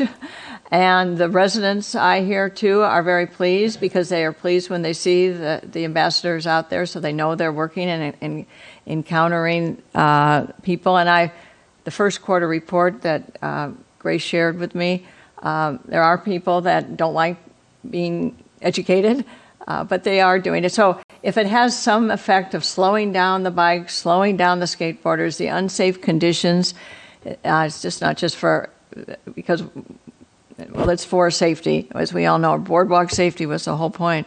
I remember about 4 years ago, I did, and Tara Finnegan and I talked with each of the retailers who were renting the Surreys, and maybe there were like 17 or about that number, and they all but 2 said, we don't want to be in the Surrey business, but because the other guys in it, we feel we have to have that competitive level playing field, because they say Surreys are expensive, they're expensive to maintain, and they have a shelf life of about 5 years and have to be replaced. So they would just as soon not have it. It's a type of line of their business, product line. They'd rather be renting other bicycles and other items, or electric bikes. So I wish there were some way we could, the city ordinance has long prohibited Surreys on the boardwalk. We didn't even need to pass a new ordinance that already exists. It's just enforcing it, and for the safety of everyone. And it's not really safe to push them off to the streets either. It's a real conundrum, and I think the Coastal Commission doesn't allow us to prohibit them in a certain coastal area or in our coastal area. So it is a conundrum, and I think the enforcement or the education is the only path forward right now. So I appreciate what the ambassadors are doing. So thank you. All right, do you have any other comments from council? All right, we've got a public comment from the community room. Oh, I We have one actually more? one more topic. Yeah. Yeah. And so for that, I'll bring Public Works Director Dave Webb up Sorry, Dave. on this one. Good afternoon, Council. Mayor, I'll try to be quick. Thank you. As you know, when we get into beach cleaning, this is one of our major areas in Public Works, and we have a lot of work, that big beach out there, a lot of miles and a lot of work to do. But what you see here is one of our components. We have 10 full-time staff assigned to just the beach area alone, and they work Monday through Friday, and then we come in on the weekend coverage, as you can imagine. During the summer, we have 6 of those folks come back, and they work a Saturday, Sunday shift, 4 hours in the morning, to keep up with the amount of work we have out there. And then during the winter, it drops back to 3 people to do the Saturday, Sunday shift. We also have in our budget revenue to enough, we're funded for 7 temporary employees to come in, and we use temporary services to bring those folks in. We have had some difficulties last year and this year getting folks, but we are bringing those folks in when they're available. And again, their major duties are keeping the beach working the big equipment. You see them out there building the berms. You see them out there running the beach tractors and things, picking that up and working all around. And they're supplemented by a whole army of contract folks. So as you're aware, we have 2 trash contractors in town, and our first one is the CR&R, and they run our can contract, we call it. This is all the trash cans you'll see around the city, on the streets, in the plazas. They come by and pick up all those cans. There's 658 of those cans. In the summer, we had some surge cans. We just had 10 more in Newport Pier and another 5 down at Balboa Island. And that's a daily pickup during the summer. And there are 3 areas in town we actually come back. We come back to Marina Park, 15th and 19th Street to do a second pass during the summer. In the winter, that drops off. We don't necessarily pick the cans up. We pick them up less. We do 2 or 3 times a week as the volume of trash drops off. So that's one of the contracts. The other one is the actual beach cans on the beach. You see that lower picture, the big tan ones there. And this one is done by Republic. Again, we have a lot of cans on the beach, 168 cans. They make that run early in the morning. In the summer, we pick up all those cans 7 days a week. In the winter, we go down to 2 or 3 times a week. Again, the volume just going down. We also have another whole set of contractors that come in our parks, the piers, Balboa Village, the pier parks, Marina Park. They come in at various times. This slide kind of shows that they're working from the summer hours through Memorial to Labor Day. They're working 7 days a week, and then we drop back to 6 days a week in the winter. We have had a little COVID surge. We've added some additional people during the winter to go to 6 days a week on that in some of the parks. But their job is not only to maintain the parks, the landscaping and things like that. They also pick up the refuge. They pick up the parking lots, the Pier Plaza parking lots down Balboa or Newport. They go through the parking lots and pick it up. The planters. They also work the medians in the street. A lot of trash pickup by these folks. On top of that, we have a layer of porter services that we've recently done. 2 years ago, we added one porter. Out of those 7 folks I showed you earlier are folks we bring on seasonally. One of those we assigned to Balboa Island. We had them out there Monday, Wednesday, and Friday. And then on Tuesday, Thursday, they'd loop back into Corona Del Mar. And you probably was down there today. I saw the great gal. She was working down there, just shining things up, top of trash cans, wiping off, picking up trash, looking for any problems, reporting it back. During COVID, though, we had such a surge, we added another contract person. This is not one of those 7. We just added on top. We took it out of the budget. We just need to do this. And they were working the Balboa Village area just to keep that area clean. And then we added a third one there, and they're down at Corona Del Mar in the beach area and up in the streets, just trying to pick up trash, keep things going, keep the area in general cleanliness to try to keep up with the flow. So that porter service is kind of an enhancement we've added to try to take the peak off. One other area, and I'm sorry I'm going fast, I know we're behind here, but I wanted to point out a real important part. We use a lot of volunteers, and as Ms. Brenner said, there's people are looking to volunteer. COVID kind of affected us on that. We just have an informal program. We have 2 or 3 probably groups a month on average that come through and want to do beach cleanups or various cleanups. We will set them up usually through one of our water quality folks or something and just kind of get them started. And our beach maintenance staff might tell them, hey, pack all the trash over there. We'll come by later and pick it up. With COVID, it really dropped off. We were getting maybe one a month. That was, just due to the nature of the pandemic. So that's an important thing. And you see some of those pictures there. Also, we have the one that goes in the harbor. We have the diving program that Councilman Duffield initiated a while back. Kind of great things that kind of take the top off the trash load and really become a force multiplier for staff. I'm going to move to another area here, another important service we've been doing. This is our power washing area. This little graphic here, you saw this 2 years ago when we looked at this service level, and you actually increased some of the service levels back then. So this is kind of where we stand today and the various components of where we wash on a regular basis. And the green are pretty much the ongoing, and then we had a couple, the salmon in there are some surge points we put in during COVID to try to take, particularly like outdoor dining and Marine Avenue, some of those areas that we've supplemented. This next page I'm going to show you here is kind of the current cleaning levels. So if you want to know how they clean and where they clean and how much, we broke it down by summer and fall and some year-round services. And we also added, just kind of show, this is a program that's been increasing in demand and cost. So if you look back on that left side, you'll see our budget basically for this program. And in 2016, we were running about $192,000. As of 2021, it looks like we're going to be coming in at about $260,000. You'll note a difference though. In 19, it was $268,000, but this year we're going to come in $260,000. There's a reason for that. We just rebid this contract, and we really got some favorable prices. So we're still doing the amount of work we were doing, but because the bid came in a little lower, we were able to save a little money. But again, the contract has risen over the years, as you see on those numbers there. Just a quick slide I wanted to point out, because some people say, why don't you just come in and pick up trash? This last year's, COVID was very strange because we had all this packaged food. We were wondering why we had all this trash laying around. Well, everybody's bringing packs. They couldn't get in the trash can. They just left it on the side. Just the overwhelming amount of it. But something we have to deal with every day, and you'll look at that top slide there, and if you go down to the beach in the summer, that's what it looks like. And if you look right in the middle there, I put that purposely in, there's a trash can right in the middle. We can't service that trash can. After about 9 o'clock, people start laying out on the beach, people start taking their spots, they start grabbing fire rings. Our staff is pretty much done by 9 o'clock, and to that point, I got to really give them a lot of credit. They're kind of the Disney crowd. They come in at night when you guys are sleeping, they come down at 5 in the morning. The beach is a wreck 10 o'clock at night. Everybody just picks up, the beach closes, leaves their junk, and leaves. These folks come in first thing in the morning before you hear them. They're out there cleaning, and by about 9 o'clock, that beach is sparkless again. It's ready to go again, and there's a lot of work that's done, but we just can't service it much during the day. The picture of the truck there is what happens. They'll go down that line during the day and pick them all up in the morning, and all the trash is available, but they just can't get back to those cans, at least for the major part between, like, say, the pier areas are down by 36 down to, say, 15th. So with that, we did put some suggestions here if you want to go and try to add some additional resources there. The first one we thought about, you could add some additional trash cans, say 24 cans between 19th and 32nd Street. What does that do? It puts another trash can where that one is in the crowd, and there's just another receptacle they can put their material in so we can pick it up in the morning, but it takes it off the beach and helps with the perception and the overflow.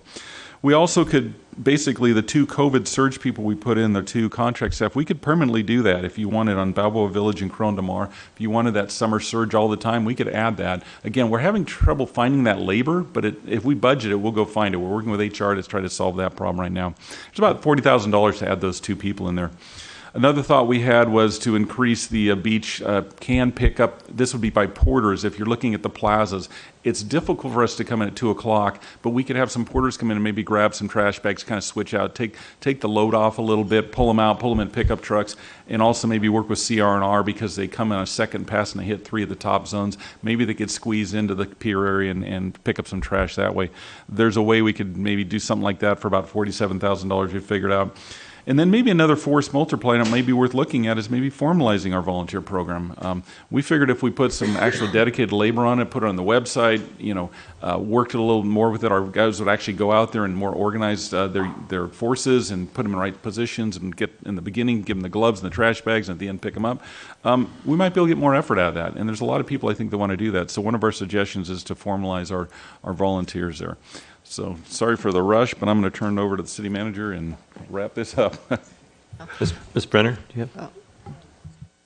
Dave, when you say CDM Plaza, do you mean the shopping center CDM Plaza? In some of the slides, you went through by the clock tower, if I recall. Oh, okay. You're talking about Marguerite and right. Okay, that area down there. Okay, not the Irvine Company's Plaza. Okay, I was confused about that. We let them do that one. Okay, good. I'm glad to hear that. And I get lots of complaints about the trash in the evenings on Ocean Boulevard, and I don't know if we need more trash cans or if we need more pickup. And I had mentioned to Grace, is it possible to do more pickup in the evening rather than waiting till the morning? Because it sits there overnight and the birds get in it and the other animals get in it and it gets distributed more. We could look at that. And I occasionally get a complaint. I'll get a picture seeing a trash can at 10:30 and it's just overflowing. Some of the thoughts on that, one, I have to bring labor back. I've got a small staff, and they've just worked their 8, 10-hour days, and to have them come back at night, we'd have to figure that out. Two, the other side of that coin is when we work on the beach at night, we get all kinds of complaints about noise. Our equipment is not necessarily quiet. We have trash trucks and things, so you might be able to do some surgical picks on very certain areas. We'd probably have to find a way to bring some overtime staff or maybe a late night contract shift. Wouldn't put it out, but it's really works to kind of come in early and just sweep it all out. I see it more along the bluffs than I see it at the beach, but then I'm not down at the beach at night. So, but one other thing was on the sidewalks. We're needing more sidewalk maintenance than we're getting, and I think it's maybe because of COVID and all the people getting takeout food and everything. But in Corona Del Mar, our sidewalks are starting to look really pretty nasty sometimes.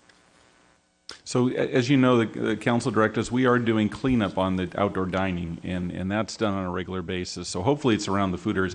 There are a couple violators in Corona Del Mar. My favorite, one of the ice cream shops, they go out and the kid drops his ice cream. And so we do spot cleanup too. If they alert us to it, we do have our own power washer, and our crews will go out and do spot cleaning, or we can call in our contractors if there's any issues on that. But you'd probably have to raise the budget if you wanted to do a regular thing. Like Corona Del Mar is not regularly steam cleaned. There's only a couple places in town that Marine Avenue, the two piers where we regularly steam clean. We need to talk about that. Mr. Blom. Thank you. Can we go back to slide 20 real quick there? Is that 20? Perfect. No, it was the... 21? I was wrong. The steam cleaning cost. Was that 21? Okay. So we're spending about $250,000 a year steam cleaning sidewalks. Sidewalks, we do sidewalks, bridges, light posts, dog areas. Okay. And that's a substantial amount of time, energy, and labor, right, to take care of something like that? It is. And most of this is contract resources. We do have a little, but most of it's contract.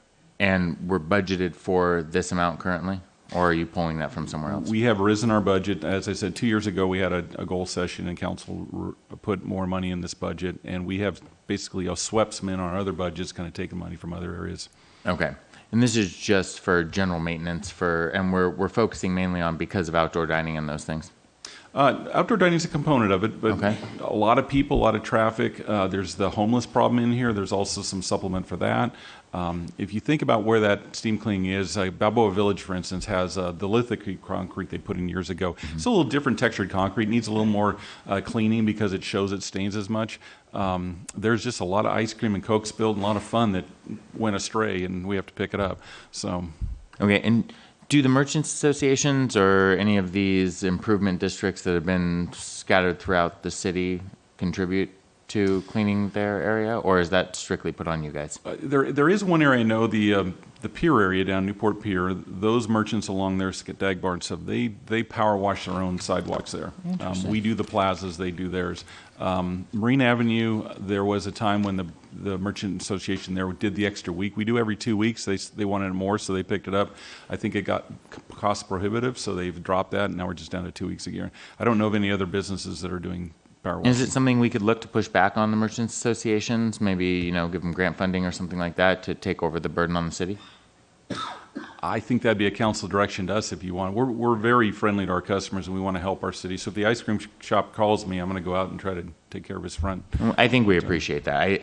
I as the cost prohibitive side of increasing, $250,000 and keeping up on the cleaning, and I hate saying the onus should be on some of us as the business owners for maintaining the sidewalks around us and make sure that we're clean and where we should be, and that's part of the beauty of owning a business in Newport, that the pride of ownership comes along with it.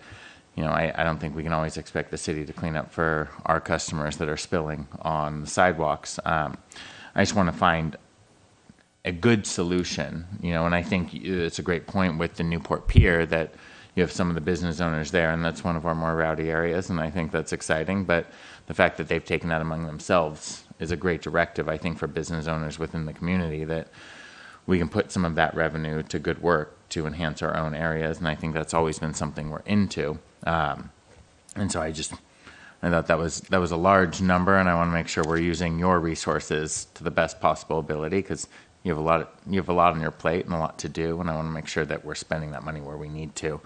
You go to 23 real quick for me as well. All right. So when it comes to probably the most beneficial cost per use here and the best ROI, if we add cans for this summer at 25 grand, I think the general idea is we had 24 cans, so it was 600 and something that we have out there. We can get a numerator that drops down refuse, and we can start filling them more, and we can still go through the same pickup. Is that going to add too much to the cost with our trash provider to pick up the extra 24 cans? We have the ability to put that in the contract. It's just a matter of, if you want to budget, we could add the cans. What it'll do is stop the complaints. So there's a lot of trash laying on the beach. There's actually a can, provided they put in the can, and it's another place when our porter goes out there and needs to put it in something. And We do get complaints about too many cans, so there's the other side of that. We can address those complaints, but is the cost associated with the cost of the cans and the additional annual cost of the service on the cans? I believe that is, but let me double check. That was for the cans and the pickup, yes. Okay, so the cost will drop as we go for the years because we haven't purchased the cans anymore, or is this a continual yearly cost? It's not so much the purchase of the can, it's just the daily pickup. The yearly cost on it. Okay, I appreciate that. Thanks, sir. That's it. Any further council comments? All right. What about the public? Yeah, and I just have the summary side up that has all the Okay. different options, and that's for council to discuss, and if they want to provide any direction after public comment. Do we have any direction on this item? Mr. O'Neill? So Mr. Muldoon mentioned that he was unimpressed by the Boardwalk Ambassador Program at $200,000, but it's listed at NA here. It seems like $200,000 isn't not applicable, so I'm curious if that's something we're going to be talking about as well. Yeah, I think that would be helpful to provide direction on. It's in here because we have put it into the actual proposed budget now, but since it's a proposal, it certainly can be adjusted before we do the final budget adoption on June 8th. Those would be considered enhancements, though, from last year's budget. Yes, that's correct.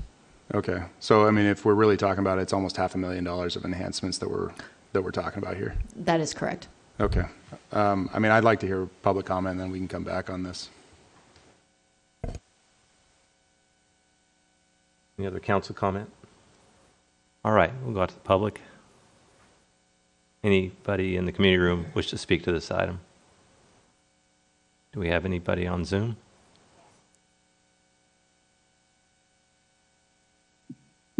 Good afternoon. This is Huayan Ye. First, I want to say big thanks to Public Works for keeping the. I have a comment on enforcement and citation of trash-related stuff. Well, not quite happy to see that only 21% of the cases got citations. State data shows since the pandemic started, single-use plastic consumption tripled.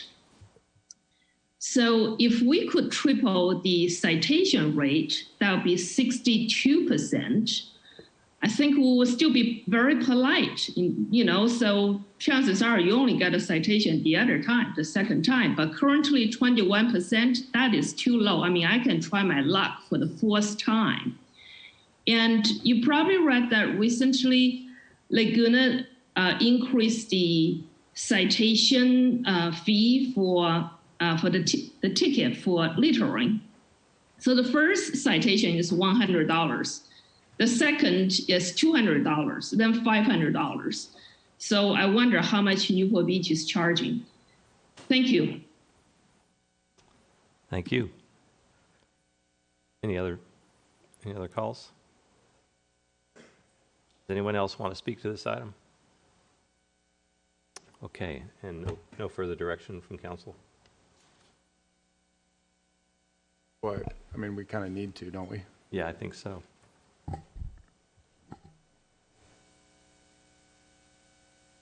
Ms. Dixon? What are we doing now? Do you have any direction on this? You're okay with it? First of all, I support, I think this is an excellent presentation, and I know Dave went through his public works aspect pretty quickly. I think the keys are addressing the trash overflow and having the Porter Service address that. And the cleaning of the sidewalks, just as Councilmember Brenner mentioned, it is a persistent issue. And Mr. Blum mentioned about the restaurants. I understand the reason why the restaurants at McFadden, there's some lease agreement within the owner of, not the Stag businesses, but another owner, that's why it was some provision in their private arrangement. However, that's not done on a consistent basis. I think actually Mario does his own sidewalk cleaning. But here's the issue that I get presented back to me when I ask the businesses, can you just do the cleaning on your sidewalks? They say, well, they're public sidewalks. So it's, you do it with a smile and hope that they clean it. We see this in Lido Village, and I love the businesses, Bear Flag and Fable and Spirit and the sidewalk dining. It's just a mess. And I was going to bring this up later this evening when we talk about Balboa Village, but maybe I'll just bring up the point now, is that this, or maybe I'll just do it this way, hold the thought on the $288,000, because the money, the funds are actually in the restricted benefit district of Balboa Village, and I have an idea as we get into that later on this evening. But the resolution that was passed by the City Council, actually in January 2015, includes extraordinary and enhanced maintenance of the beach area. So I just wonder, from a funding standpoint, the revenues, the funds are in that existing Balboa Village parking benefit district, and we should be accessing those funds to pay for the beach cleaning. I mean, it would well cover it. So I'll get into that later, but in the meantime, if you want to look into that, because that's part of the reason why the Balboa Village parking management was originally created, to address the costs of cleaning after the visitors, and the parking revenues can adequately cover that. And we might want to look into that, the Palm Street parking revenues. And I have some other thoughts I'll leave till later, but I would just suggest that perhaps we hold going item by item. I support all of them, and I appreciate the city manager going through and everyone addressing this. We're trying to keep our city what used to be known as Disneyland standards, and I think we have fallen off of that. And I'm not being critical as much as just addressing reality. We know the sidewalks, not only on the peninsula, but at Corona del Mar, Balboa Island. We have some fundamental general maintenance issues, and some of these areas, heavy use visitor areas, being cleaned, the sidewalks being cleaned every 2 weeks isn't going to do it. Just one final case in point. McFadden Square, the city manager, Public Works had McFadden Square steam cleaned. It was beautiful. This is about 2 months ago. It was beautiful for like 2 days. And just the number of people that are there, it just, all that work is just good work disappears. So it's a high requirement, it's a high maintenance area, and we have to be realistic, in my opinion, to be supporting, to keep our visitors.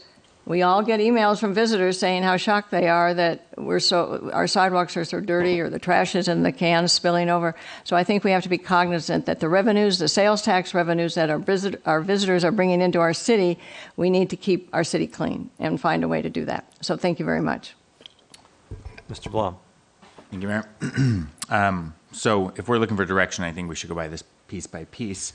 Probably works out a little bit better. As far as the lifeguards are concerned, and stationing cadets and people on bridges, I do not agree with that system. I think we have ample need for them on our beaches and on our bay, and I would like to keep our resources focused there. You know, we can use the soft approach when it comes to the bridges. So I thank you guys for what you've put forth, but I think from my approach, we're looking good there. When it comes to the police and the ambassador program, we've seen great results thus far. So let's continue with great results before we have to add on top of more cost money. We're in a budget crunch right now. We've worked really hard on finance to balance the budget this year. And so I'd like to continue with that balanced budget without adding more resources to something that we don't necessarily know is going to change any outcome in the city. When it comes to community development, thank you for the presentation. It's been amazing. I think it's great to see where the citations lie, that there's not really a problem area within the city, that we've always known of where we're having the issues. So let's keep moving on the same trajectory we have. I think we've been doing really great work there. The problem actors have been rooted out. And so, again, I think our budget is strong. Let's continue with that same budget.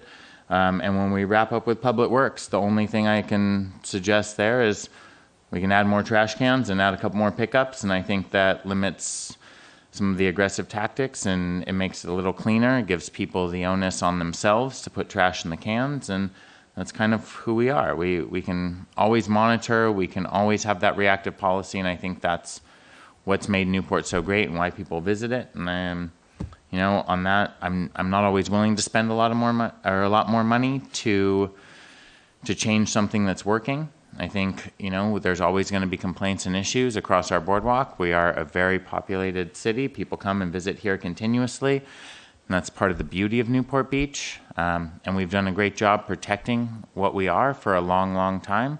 So let's keep rolling on what we've been doing and look for the least expenditures for the largest results. And those would be my suggestions on this. Thank you. Mr. O'Neill. Yeah, I wouldn't support the code enforcement staffing. A handful of operators coming out on the beach for commercial operation and the vendors doesn't justify a full-time employee costing $104,000. If we were going to do that, there are a lot more departments I'd rather see the money go toward than code enforcement on those issues. I wouldn't cut it, but I'd decrease the amount of money that we would be spending on Boardwalk Ambassador program by about half, and then bring it back to find out if we're seeing any decreases in speed and whatnot. That seems to be a good metric-based system. And then on the trash cans and the increased trash, I remember last year the main reason we were dealing with that was because there was no dining. You had to go pick it up, and then people would take it straight to the beach. That's why we saw such an increased amount of trash. So if we're going to do this, we need to be really cognizant and figure out if this is the right approach for a following year. But at this point, I'd decrease the Boardwalk Ambassador program by half to figure out, and then bring it back later in the year to see if it makes sense to keep it around. And I would definitely get rid of the $104,000 in code enforcement. Ms. Brenner. Grace, if we move forward, for instance, if we approve this and we move forward and we find that there is less need for additional trash cans, or if there is less need for porter service, I'm assuming you're not going to continue to fund it just because we've said okay, so that staff will do what it normally does of adjusting as necessary. In fact, they often adjust up and do more than we have asked, but you're not going to continue to fund this just because we approve the money, is that right? I think it would depend on the item, but but generally that is correct. Because I'm just looking at the trash cans. If we've laid those out, we would. But if we find during the second half of the summer that they are sitting more half empty, then we would reduce those down. And things like the lifeguard services, we certainly wouldn't staff if they weren't necessary, because that's basically based on a pool that we would call up as needed. So that is true. Okay, and I had one thought that perhaps it's worth, when we come to showing our support for this or not, that perhaps it's worth taking one vote to see how many of us would be in favor of funding this as staff has recommended, and then if that doesn't pass, going line by line. It's just a suggestion. It sounds to me like I think going line by line might be just a little bit quicker, given some of the feedback that's already provided right now, that there's been some differences on each of them. So I don't see right now, from what I can tell, to do like the whole group of them. Yeah. That's just my I was thought. suggesting it 4 times, just in case it passed, that it would save a lot of time. Go line by line?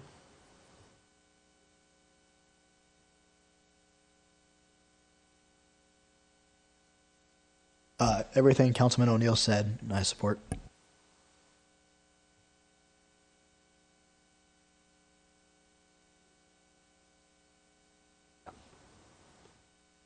So let's do it line by line. Yeah, so I think probably the quickest way to get through it is just straw vote line by line. So you want to start with the first one? Sure. The additional code enforcement staffing. Okay. Those in favor? That's Councilmember Brenner and Mayor Avery and Councilmember Dixon.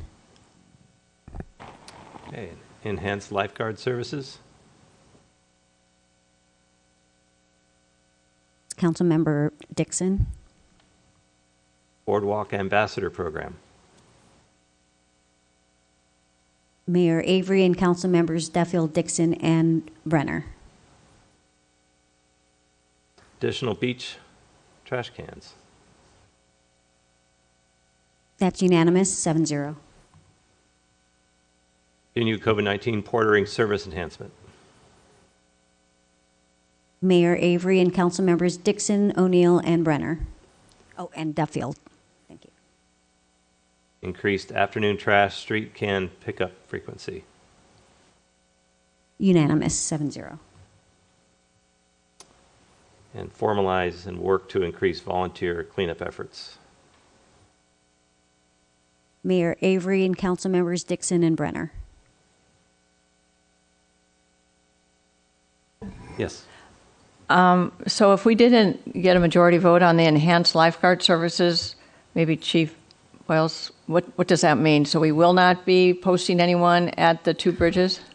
I think we'll look at our resources and look at the type of requests, and if there's a heavier population that happens on certain dates and we get the call-ins, we'd put people out there. I think the other idea I think we actually will explore further is Councilmember Brenner's about looking at volunteer. That's fine. Services, so I think we're going to look at that as part of that. I do recall, and you were out there that day, we were talking to at the Newport Island Bridge, that is perhaps, even though Lido had that accident as well, but Newport Island has some structural rocks or something, and when the tide is low, people have been injured, and the neighboring residents have actually had to call paramedics when there hasn't been a lifeguard there, and that was one of the compelling reasons, because sometimes when it's low tide, there's exposed rock. Anyway, just fair be warning that mindful of that people have been location. injured on Newport Bridge, jumping off Newport Bridge. All right, thank you. So that direction's pretty clear? Yes, Yeah. no, I think we have very good direction, and when we bring back the proposed budget for adoption at the next meeting, there'll be checklist items for the ones that we had a majority. And then that would be the final vote for council to make their determination. Great. Yeah. Thank you. So now we'll adjourn, and I apologize for the lateness. Actually, we have to do public comments on non-agenda items. Oh, I thought we did that. Do public comments? We can do it again. We have public comments on non-agenda items on Yeah. the agenda next, so Okay. it would be for things that weren't on the agenda. All right. Anyone want to speak on non-agenda items?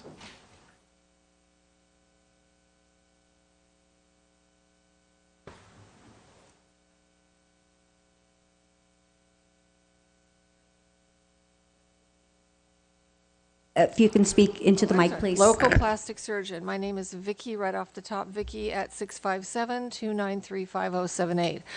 So I employed this man to do a few fixes, and one thing very specifically I asked him not to do, he did it anyway. I asked him why, he said basically because he felt like it. So when he asked if I wanted to continue care with him, I said no, it wouldn't be a good idea. I didn't think it would be a good idea. I'd choose somebody else. But he didn't tell me that I would never be welcome in there before. I could never talk to him again, and if I ever showed my face in the office, that he'd call the police. So he promised to call me about working this out. 3 days later, this was Thursday, I waited until, he said Monday, I waited till Friday, I went back over. I wanted medical records because I didn't get a complete set, which I'm entitled to. I also wanted an appointment to talk to him again. I was denied both. And they said if I didn't leave, they'd call the police, which they did. I said, fine, I'm not doing anything wrong. Give me a legal reason, give me something as to why you're denying me this, which they would not. So an officer went in and talked to them. They said their attorney would call me Saturday. I waited all day. At the end of the day, because I had his personal number, I both texted him and called and said, this is crazy. Do I need a police escort Monday to get my records? Why are you wasting the police time? Nothing happened. Monday morning, I tried again, called the office. The receptionist said he's on the phone to call me back, but of course he didn't. I called the PD. They meet me over there. I tell him I have the state of California on my phone, speakerphone. He quotes, doesn't matter if they sent him before. Here's the health and safety code. He writes it down. He walks in, and I wait a while. I don't know what's happening inside. I was going to walk to the door and authorize him to take them, but the officer didn't want to do that, and I complied. So I was expecting him to come out with an authorization form, but instead they handed over my records, no authorization form at all. They're that mad at me that they didn't want me in there. So I leave, and I go around. This is over where Legacy, National Republican headquarters, right in there. So there, this group of offices behind there, I park in front. And I had he's in one of the two suites at the end. There's a surgical center, separate building, different owner. I think it's the guy next to him. I was a patient there. I paid him directly. I have medical records there. I walked in and asked about the parking. And I'm waiting. She said, I don't know. We'll ask the property owner. I said, fine, give me the number and I'll call.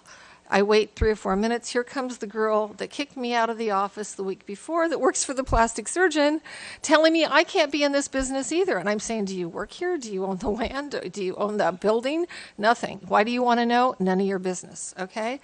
And then I say, so she leaves, and I ask the receptionist, do you want me to wait outside? Do you want me to call the officer back? I'll be happy to do it. I don't know what's wrong with these people.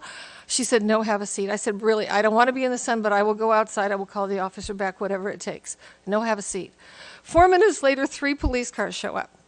And they don't listen to the fact that I'm a client there. They take the side of just keeping the peace and me getting out of there, which really upset me. And I talked to the police for more than an hour yesterday and today. I can't go into that because of time, but they're asking me, I don't understand. Thank you. I leave with this? Duffy is the person? Can I leave this? I just want somebody to let me know why this guy's running the town. And once again, this is the joint meeting still with the Finance Committee and City Council, and this is comment on non-agenda items.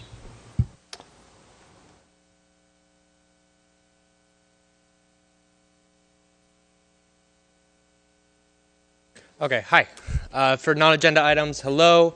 Good evening, Council and Mayor Avery. My name is Avery Counts. I'm the Constituent Services Manager for Orange County's 2nd District Supervisor, Katrina Foley, serving the beautiful city of Newport Beach. I want to congratulate Newport Beach on the traffic, forgive me if I get the name wrong, the traffic exercise that you guys had going on over the weekend. Congratulations. I heard that it went very, very well. Thanks for the opportunity to provide a brief update on the work Supervisor Foley's doing for Newport Beach. She recently pulled an agenda item that would have sold public land in the Back Bay to a private owner, ensuring that our public spaces remain that way and are accessible to all. One of the first things that she did in office was to recommend against a request from one of the FBOs at John Wayne Airport to alter their development plans outside of what was allowed under the EIR. Supervisor Foley prevented that from happening. She's working directly with Airport Commissioner Susan Dvorak and Airport Management to develop a Fly Quiet program and has been working to improve transparency of the Airport Commission meetings. Our team would like to invite all residents to join our events, such as our Small Business Roundtable next month, which will be focused on staffing restaurants, and for our June 23rd Job Seekers and Employers Job Fair. Thank you again. Please feel free to contact our office if there's anything that we can be in assistance of at all. Have a good night, Council. Thank you. Craig Sheets, I think you guys got a flash drive for me. Perfect. To radiate the ocean where we'll never have rain cycles again, that affects every city, county, and state. You could see what could happen to the ocean radiated. Can we go to the next one, please? Oil. If oil catastrophe happens, look at the oil platform. If you've seen one, look it up on the internet. Please go to the next. And this is inland. Hot shot freight trains. You got your code right there. This is all in theory, of course. Craig Sheets. Let's go to the next. And then we got chemical warfare. We could go. That is a train yard. That's called a hub. So let's go to the next. This is where I'm getting serious. This is the Gulf Ocean. Look at the oil slick. If one of those oil platforms, look what it does to the coastline. Imagine what it would do to our rain cycles, the fish. Next photo, please. This is meth labs. County responsible. Sheriff's departments know exactly where they're at. County landfills. I'll get more into the meth labs as we go. Let's go to the next photo, please. And then we got incorporated farms and ranches. Possible meth labs there, Lord. Let's go to the next. Here's where I'm concerned. In the Gulf Ocean, look at all the oil platforms that we see there on the dots. Guns, see, they have abandoned meth labs out there. That could be where they're storing the stuff. Cocaine and heroin off the Gulf Ocean. You know, I mean, the Gulf Ocean is connected to South America. You know, Mexicans are the ones that bringing in the cocaine. Let's go to the next. Once again, that's it. Gulf Ocean, period. Next. And we got green cards matching AK-47s, mama. Next. And it could be land too. I'm thinking that half the weapons are on the ocean and at the truck stops. Could be. And then we got the Brea Nike site where I was born, Lord. That was a P2P lab back when the bikers were moving the stuff. You know, I like bikers. I don't think they're all that bad. They're the guys in jail and taking the rap for the government. So anyways, let's go to the next. There's your nuclear code. One of them. Satellite to cell sites. Would that not implicate everybody with a cell phone? It would. Not anymore. Let's go to the next. Zip codes. You see your, what's that called? The marquee. That is where the lights change, indicting lights. We'll get further on that in my next meetings. But the indicting lights on the marquee are ever-changing nuclear codes. But the main one is the zip code. Have a good night. We have another comment on non-agenda items. Okay. Seeing none, we'll adjourn until 20 minutes. Quarter of. Sorry for the delay. And just for members of the audience, so we're going to be back here at 6:45 to start the regular meeting. To start study session, actually.